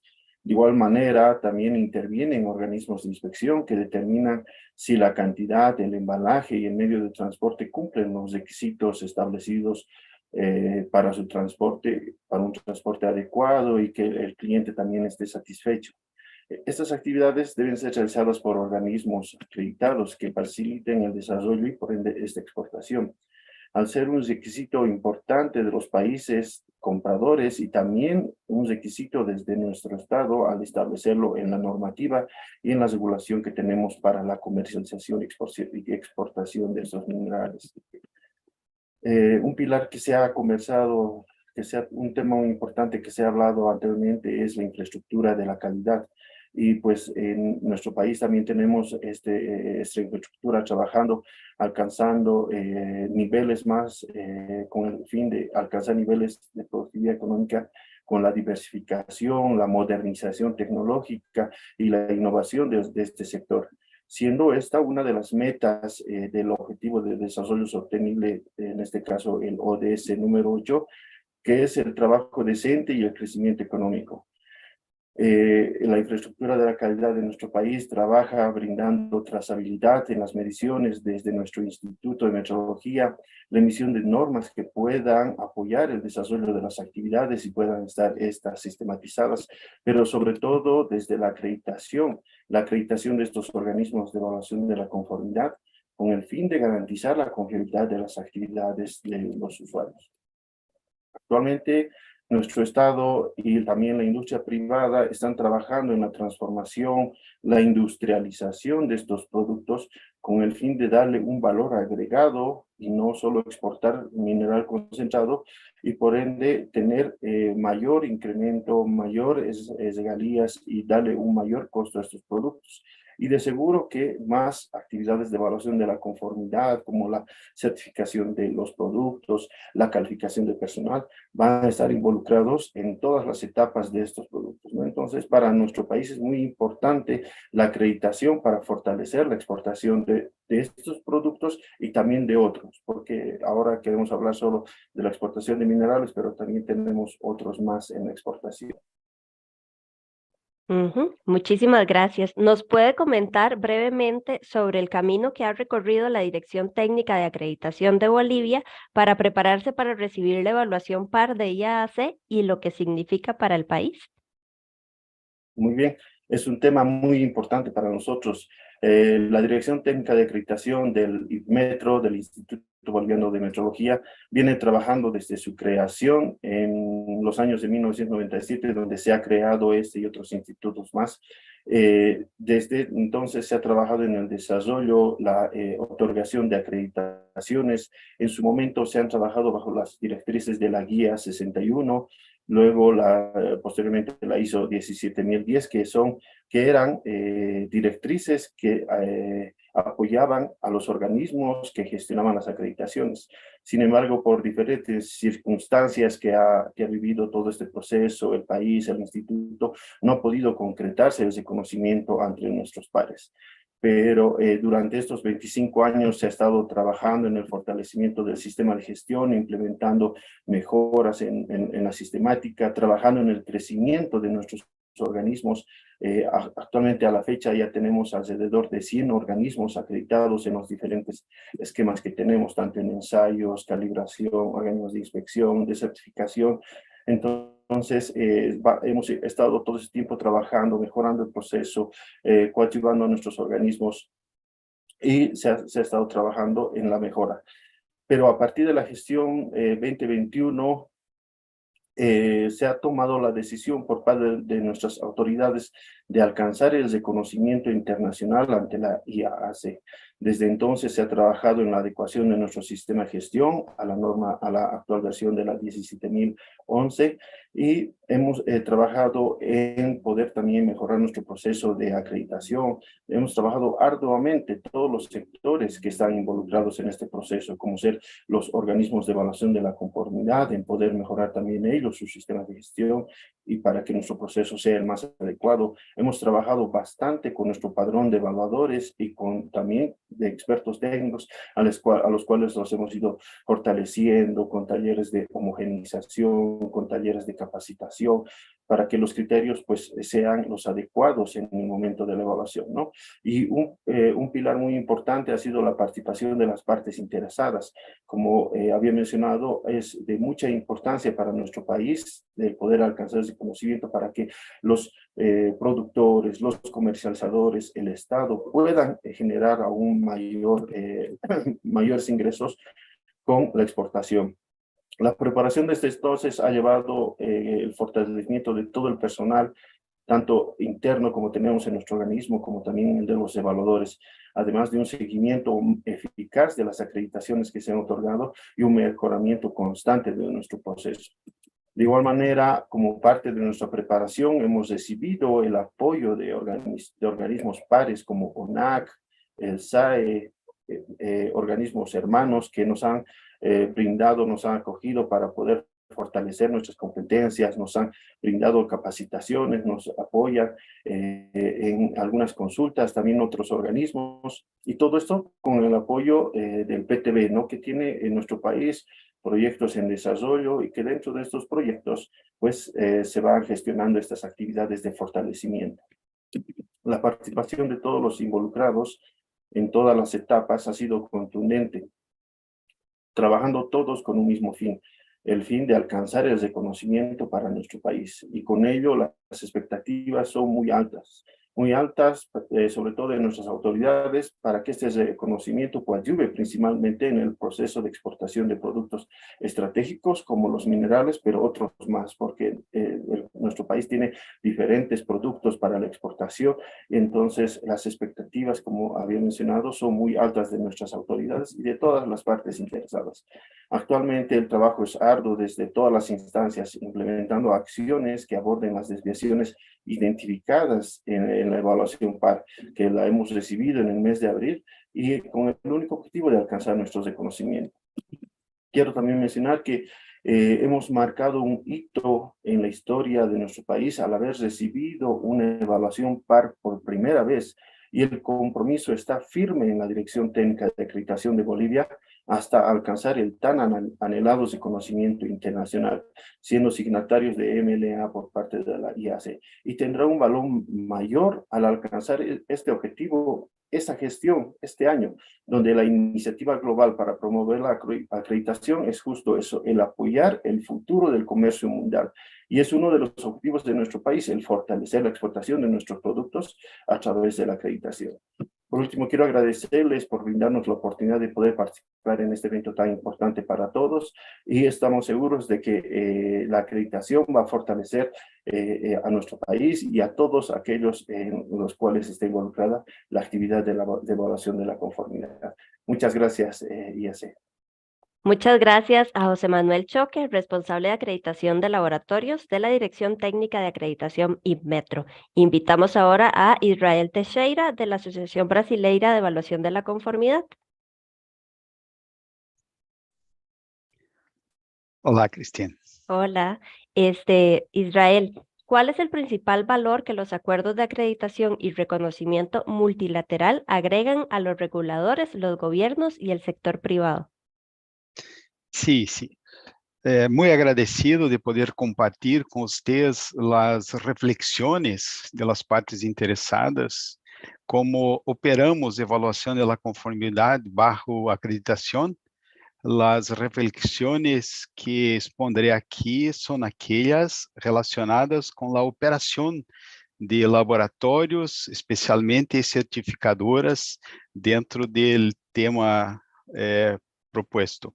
Antes de hablar sobre el principal valor que la acreditación agrega a la sociedad, tomaré la libertad de recordar el contexto de la evaluación de la conformidad y sus impactos en la sociedad en su conjunto, y cómo la acreditación apoya los sistemas nacionales de evaluación de la conformidad y el comercio internacional.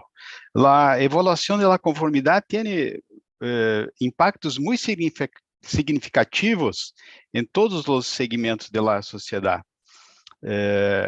Quando se atua en campo da saúde, a segurança e o meio ambiente, a informação e proteção ao consumidor final de produtos, por exemplo, é um dos maiores ativos, já que facilita o acesso das famílias a produtos que cumprem com os estándares de segurança, contribuindo à redução de acidentes, e informando, por exemplo, sobre os níveis de eficiência energética em produtos eletrônicos.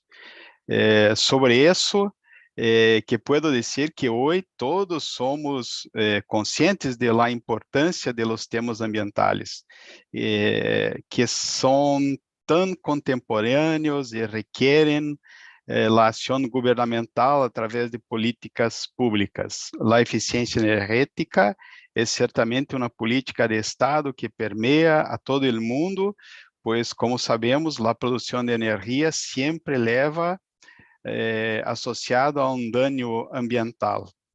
La evaluación de la conformidad hace más justa la competencia entre los fabricantes de productos, ya que evita la competencia depredadora al establecer niveles mínimos de calidad.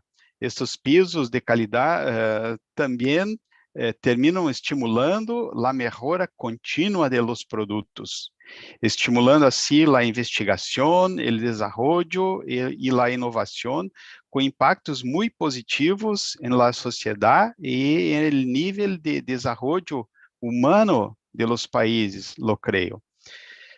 En nuestro mundo altamente globalizado, donde las transacciones comerciales internacionales son una necesidad constante, la evaluación de la conformidad permite a los gobiernos reglas que contribuyen a las políticas públicas en el ámbito de las economías de sus países y sus políticas de comercio internacional. Bueno, finalmente, ¿qué valores agrega la acreditación a este entorno complejo que descrevi e recordei anteriormente? Sobre todo, brinda confiança ao demonstrar formalmente a competência, o funcionamento consistente e a imparcialidade de los organismos que atuam em la execução de atividades específicas de evaluação de la conformidade. Esse conceito é praticado por acreditadores nacionais que, com grande selo, aplicam as metodologias que auditam e evaluam com grande robustez a operação consistente de los acreditados. As normas de acreditação, les recuerdo, traem em su marco a transparência e a igualdade de trato, brindando a los acreditados conceitos muito claros para a gestão de suas organizações. Esse mesmo conceito garantiza a los organismos reguladores nacionais que toda a cadena de atores involucrados em la evaluação de la conformidade praticam estándares reconhecidos, claros e transparentes. Isto brinda seguridade jurídica a los organismos reguladores para actuar sobre os fabricantes e importadores que podem estar apresentando riscos para a sociedade ou incumplindo as regulações que se basam em políticas governamentais. Os fabricantes e importadores se veem amplamente beneficiados por el mesmo conceito, es decir, que existem estándares que se aplicam por igual a todos os acreditados e, sobretudo, que existem acordos de reconhecimento mútuo respaldado por estándares aplicados, los digo novamente, por igual por los acreditadores, que incluso são auditados por seus pares. Finalmente, a acreditação brinda a los gobiernos, fabricantes, importadores e consumidores a confiança de sistema sólido e transparente. E, por supuesto, facilita o comércio internacional com regras muito claras e iguais para todos. Gracias, Israel. Los reguladores, los gobiernos y los actores de la industria reconocen estos valores agregados. Esta é uma dúvida, uma questão de grande valor, porque se os reguladores governamentais, fabricantes e consumidores de produtos não reconhecem os valores que los sumamos, temos grande problema que pode ter consequências na sustentabilidade do sistema. Para responder a esta pergunta, seria ideal contar com diagnóstico que mostrara de forma cartesiana, es decir, quantitativamente, quienes são os reguladores que reconhecem nuestro valor. Creo que no tenemos esta recopilación de datos de manera consistente. Lo que tenemos son informes pontuales e esporádicos sobre este tema, pero entendo que devemos implementar um plano de trabalho para obter esses dados. Tampouco temos os mesmos dados para fabricantes e importadores. Notamos que em los países onde os fabricantes e importadores estão organizados em associações, estes têm áreas dedicadas à evaluação da conformidade, atuando incluso sobre as regulações governamentais e reconhecendo os organismos nacionais de acreditação. Bueno, que passa com os consumidores, que são os destinatários finais de nosso trabalho? Tampouco temos uma encuesta para saber que pensam de nós outros. Certamente, os consumidores, em la maioria dos países, reconhecem a evaluação da conformidade e os selos de eficiência energética, por exemplo, pero desconhecem o complexo sistema que garantiza produtos com nível de segurança e qualidade.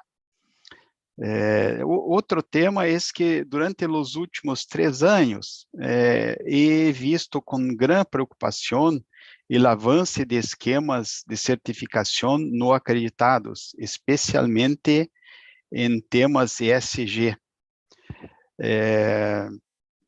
Estas práticas que respaldam o chamado greenwashing, que podem afetar negativamente a credibilidade dos esquemas acreditados, já que os usuários a menudo não distinguem os esquemas acreditados de los que não estão. Me tomaria a liberdade de ler uma sugerência de um organismo brasileiro de certificação que trabalha dentro de ESG. Ele me disse, comillas abertas, creio que para estas situações necessitamos desarrollar uma forma mais efetiva de diferenciar a certificação acreditada, porque hoje solo temos autorização para marcar o certificado de conformidade com a marca de acreditação. Não existe distinção aplicável ao selo, a marca de conformidade vinculada a um processo acreditado. Isto, de alguma maneira, dificulta que o solicitante de la certificação comunique a seu público que essa marca de conformidade tiene el lastre de la acreditación. Cierra las comillas.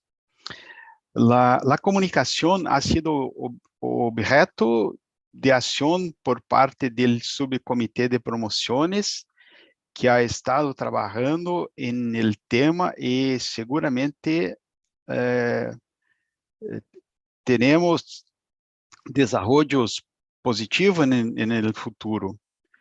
Es que, en mi humilde opinión, no basta ser un sistema robusto, hay que parecerlo, y la comunicación a la sociedad es urgente, sobre todo en este momento en que todos estamos asediados por innumerables canales de comunicación en las redes sociales. Gracias. Muchísimas gracias a Israel Teixeira. También agradecemos a José Miguel Choque, a Yasmín Bautista, a Prazán y a Alberto Herrera por su participación, y le cedo nuevamente la palabra a Verónica.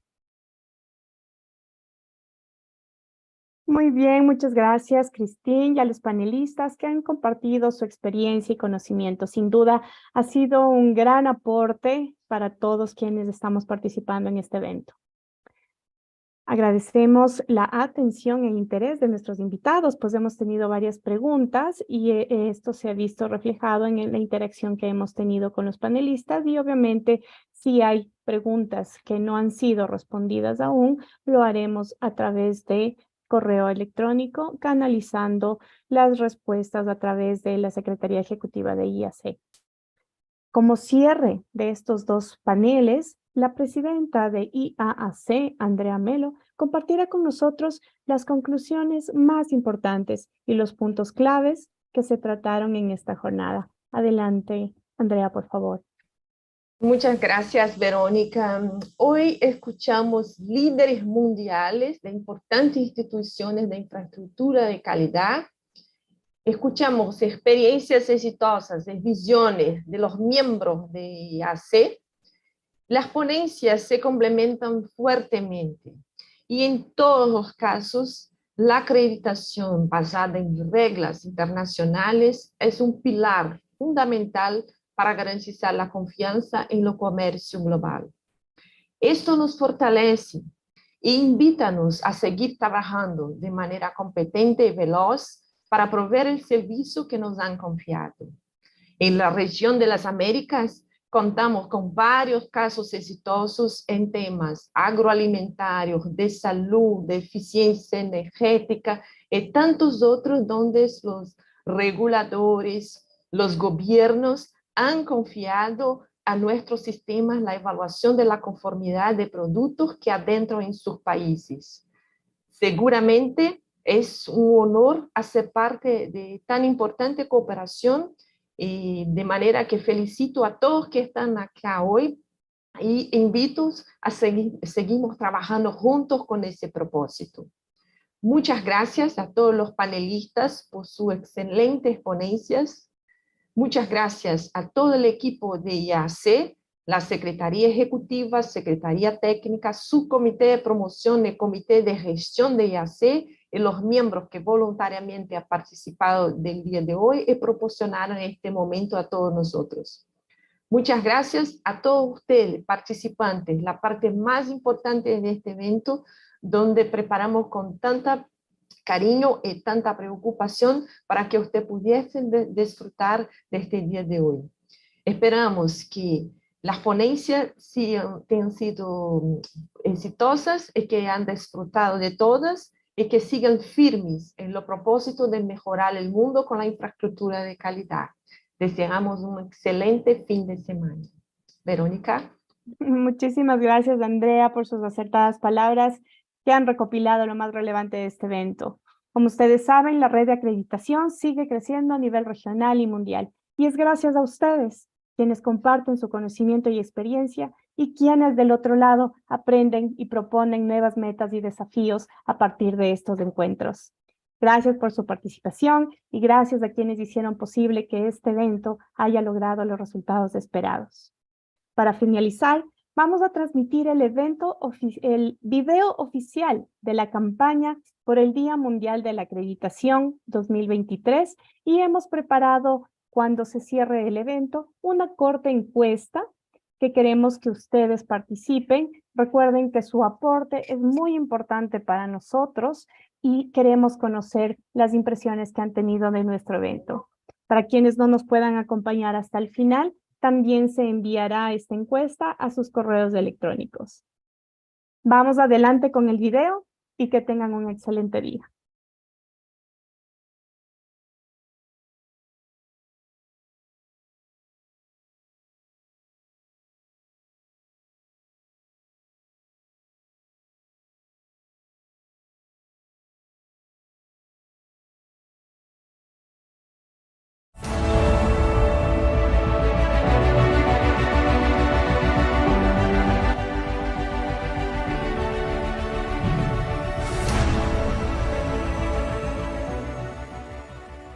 The global economy has long relied on standards, regulations, metrology, and accredited conformity assessment services to support trade. This is by ensuring that consumers, businesses, and regulators procuring these goods and services get what they expect. In our changing world, challenges and considerations, ranging from the increasing complexity of supply chains to cybersecurity, emerging technologies and growing consumers' consciousness about sustainability are requiring industry to adapt. Accreditation is essential for meeting changing industry requirements and supporting sustainable development goals. World Accreditation Day 2023 will demonstrate how national and global quality infrastructure are adapting to advances in technologies, consumer behaviors, and business models.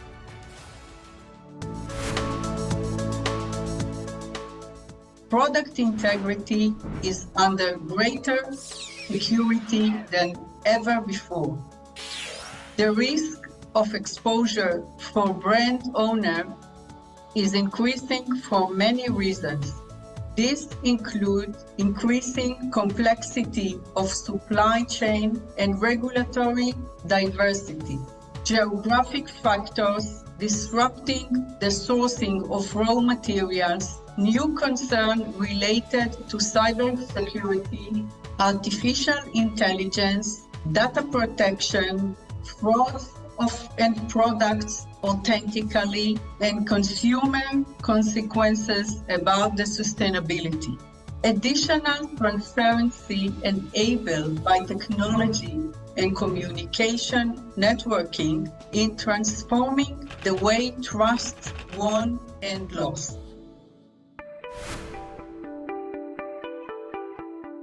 Standards, metrology, and accreditation form the basis for global trade by reducing transaction costs and creating universal reference points. They act as a trust indicator, allowing goods and services to move between economies without requiring additional testing, inspection, certification, validation, or verification in the importing economy. They are also increasingly used across a wide range of policy areas to support regulation, including technical product safety, good governance, climate change, energy, fair markets, and public confidence. Organizations like the World Trade Organization, UNIDO, and the OECD suggest that greater implementation of international standards in national frameworks and compliance with them will promote regulatory conformity worldwide. The usage of a standard is on the rise, with a 20% increase, totaling 1,725,754 businesses having accredited certification to management system standard in 2021 when compared to the previous year. Furthermore, the number of accredited laboratory and inspection bodies rose to 88,600 and 14,000 respectively in 2022.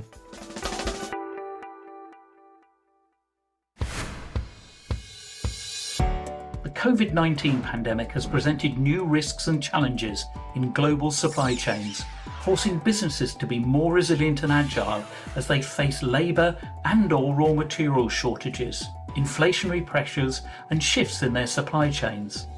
The pandemic also led to an increased use of remote auditing and assessment techniques within the conformity assessment community. A survey by ISO, IAAC, and IF showed that 91.5% of respondents agreed that remote techniques could provide a stimulus to new audit, assessment, and evaluation processes. The use of sensors, data feeds, artificial intelligence, and many other factors will see auditing evolve and develop further towards what is called smart quality infrastructure.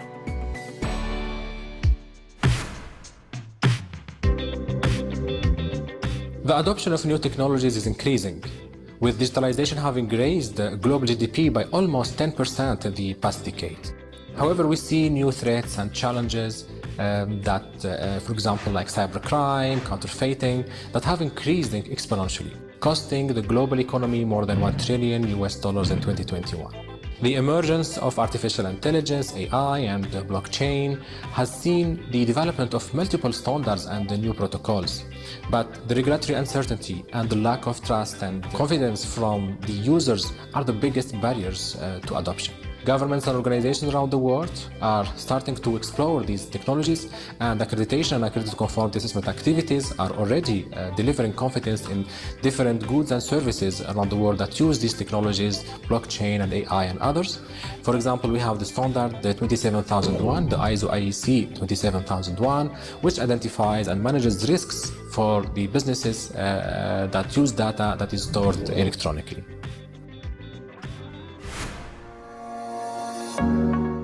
Consumers are increasingly concerned about the origins and sustainability of their purchases, and assurance schemes have sprung up to counter these concerns. However, it's become increasingly apparent that these schemes underperform. Standards can help organizations adopt more eco-friendly practices. Accredited conformity assessment can provide assurance that organizations are meeting requirements and fulfilling claims, from the laboratory testing of air, water, and soil pollution, to the inspection of ship recycling, to ISO 14001 environmental management system certifications that requires that an organization consider all environmental issues relevant to operations, including pollution, climate change, mitigation and adaptation, and resource use and efficiency. In many parts of the world, certification schemes ensure that manufactured products are protected by their geographic region, thereby providing consumers with confidence in the origin and quality of their purchases. Ethical trading and responsible sourcing certification gives consumers the reassurance that they seek and the workers the protection that they deserve.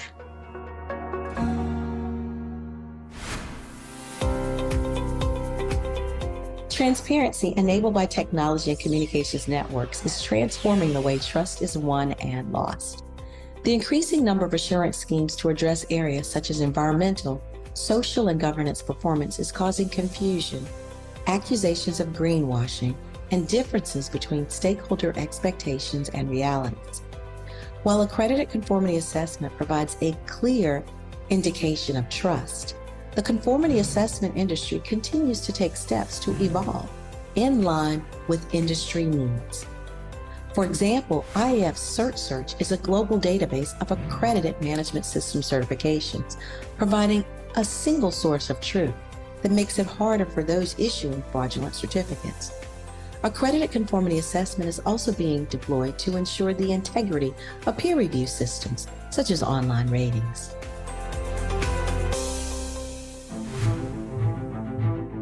While standards and accreditation have had a positive impact on trade, both within and across borders, there is a need for continued evolution to meet changing industry requirements and to support our future trading systems.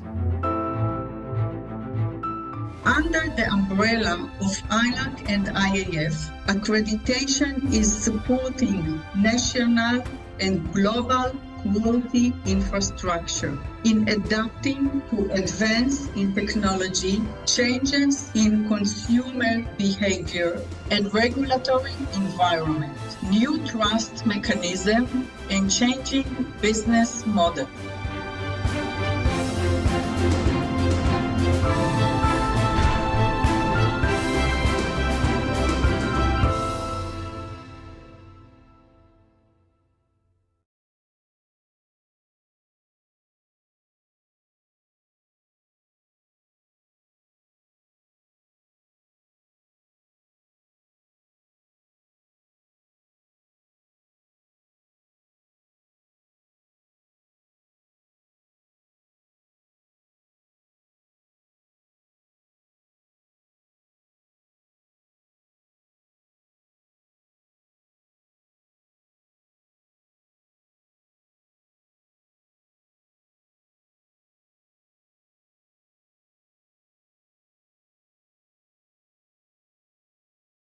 Muy bien, qué interesante video. Nuevamente, gracias a todos, gracias a su participación. Recuerden, la encuesta se va a activar al cerrar esta reunión.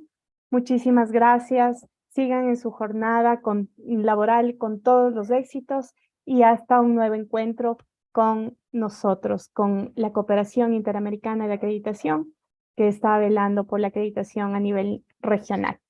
Un excelente día a todos. Hasta luego.